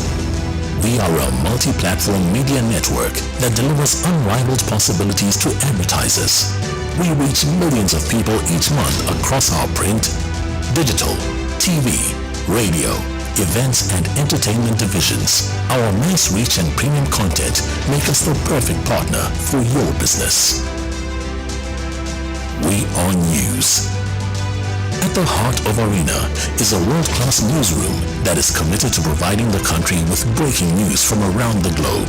With some of South Africa's favorite and oldest publications forming part of our portfolio, we deliver to readers a continuous feed of news and information ranging from business news, sports coverage to political analysis. We are home to Times Live, one of South Africa's largest websites, and the Sunday Times, South Africa's biggest weekend newspaper. We are entertainment. We bring local and international entertainment to audiences, while at the same time sharing authentic African entertainment with the world. You can leverage the emotional connection we forge through music and movies with strategic brand integration solutions. We are magazines. We are dedicated to bringing magazines to life through a unique blend of newsworthy information and entertainment-focused reading. From travel to decor, lifestyle to the most wanted items around, we bring it all to you. We are television. Through our channels, we take viewers from the latest trends in home decor to cutting-edge business and investment information to entertaining motoring programs. We are radio. Our 2 local radio stations are listened to by a progressive black audience who enjoy a diverse blend of music, news, entertainment, and current affairs. We are events. We host and manage some of the most memorable and notable business and corporate events in Africa. We are ready to help you meet your strategic marketing objectives by creating solutions that entertain, innovate, and perform. We use imagination to develop impactful ad formats, creative and branded content, and data and insights to deliver intelligent solutions. No matter who you want to reach, we've got you covered because we are media. We are Arena. And on that note, please give a very warm welcome to Bongani Sikoko. Thank you very much for joining us today. Good to see you. Thank you. Good afternoon, everyone. I am not the acting CEO of Arena Holdings. My name is Bongani Sikoko, as Kitty has said. I'm the Group Content Officer. So thank you so much for this opportunity, and thanks everyone who's here for having honored this invitation to grace us and grace us with your presence at this remarkable gathering here at the Johannesburg Stock Exchange. It's my first time here. It was a bit threatening coming in here, but it's been a wonderful morning. Firstly, let me express our deepest gratitude as Arena Holdings for the opportunity to be part of this. As you have heard and seen in this video, we are one of the leading news publishers and content businesses on the African continent, with such legacy brands as the Sunday Times, Gallo Music, Business Day, Daily Dispatch, Sowetan, Content Connect Africa, Financial Mail, and many others. We're building what we call internally a platform of hope and a gateway into Africa. So this strategic media collaboration with Brand Leadership, headed by Dr. Ikala Feng, leverages our collective strengths in media and brand leadership to achieve mutual objectives and enhance our impact in the industry.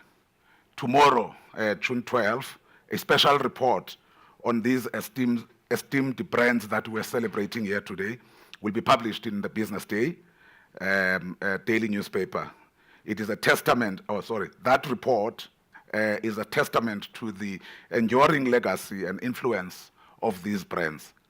I want to take this opportunity to thank all our clients for their unwavering support. Without their trust and partnership, the publication of that special report would not have been possible. Allow me to specifically mention and thank just a few of them. And all of them are really brands that have stood the test of time and contributed significantly to this special report. The first one is African Bank, which is our headline sponsor. We thank them for their continuous support and leadership in the financial sector. We thank Brand SA for promoting South Africa's image domestically and internationally. Would like to thank proudly South Africa for continuing to champion local products and services. We want to thank MultiChoice for their innovation and entertainment services that connect all of us. FNB for their dedication to providing excellent banking services. MTN for their role in revolutionizing telecommunications in our country. And lastly, we would like to thank Telkom for their commitment to keeping South Africans connected. These brands and the many other brands that we spent the morning celebrating have not only thrived over the years, but they have also played a very crucial role in shaping our nation's identity and progress. As we celebrate 30 years of democracy, it is essential to put the spotlight on these brands that reflect our values, that reflect our resilience, that reflect our aspirations. Lastly, I would like to thank each one of you for being here, spending the morning with us. Your presence and support has been invaluable. Together, let us celebrate the spirit of South Africa and look forward to many more years of growth, innovation, and success. Thank you so much.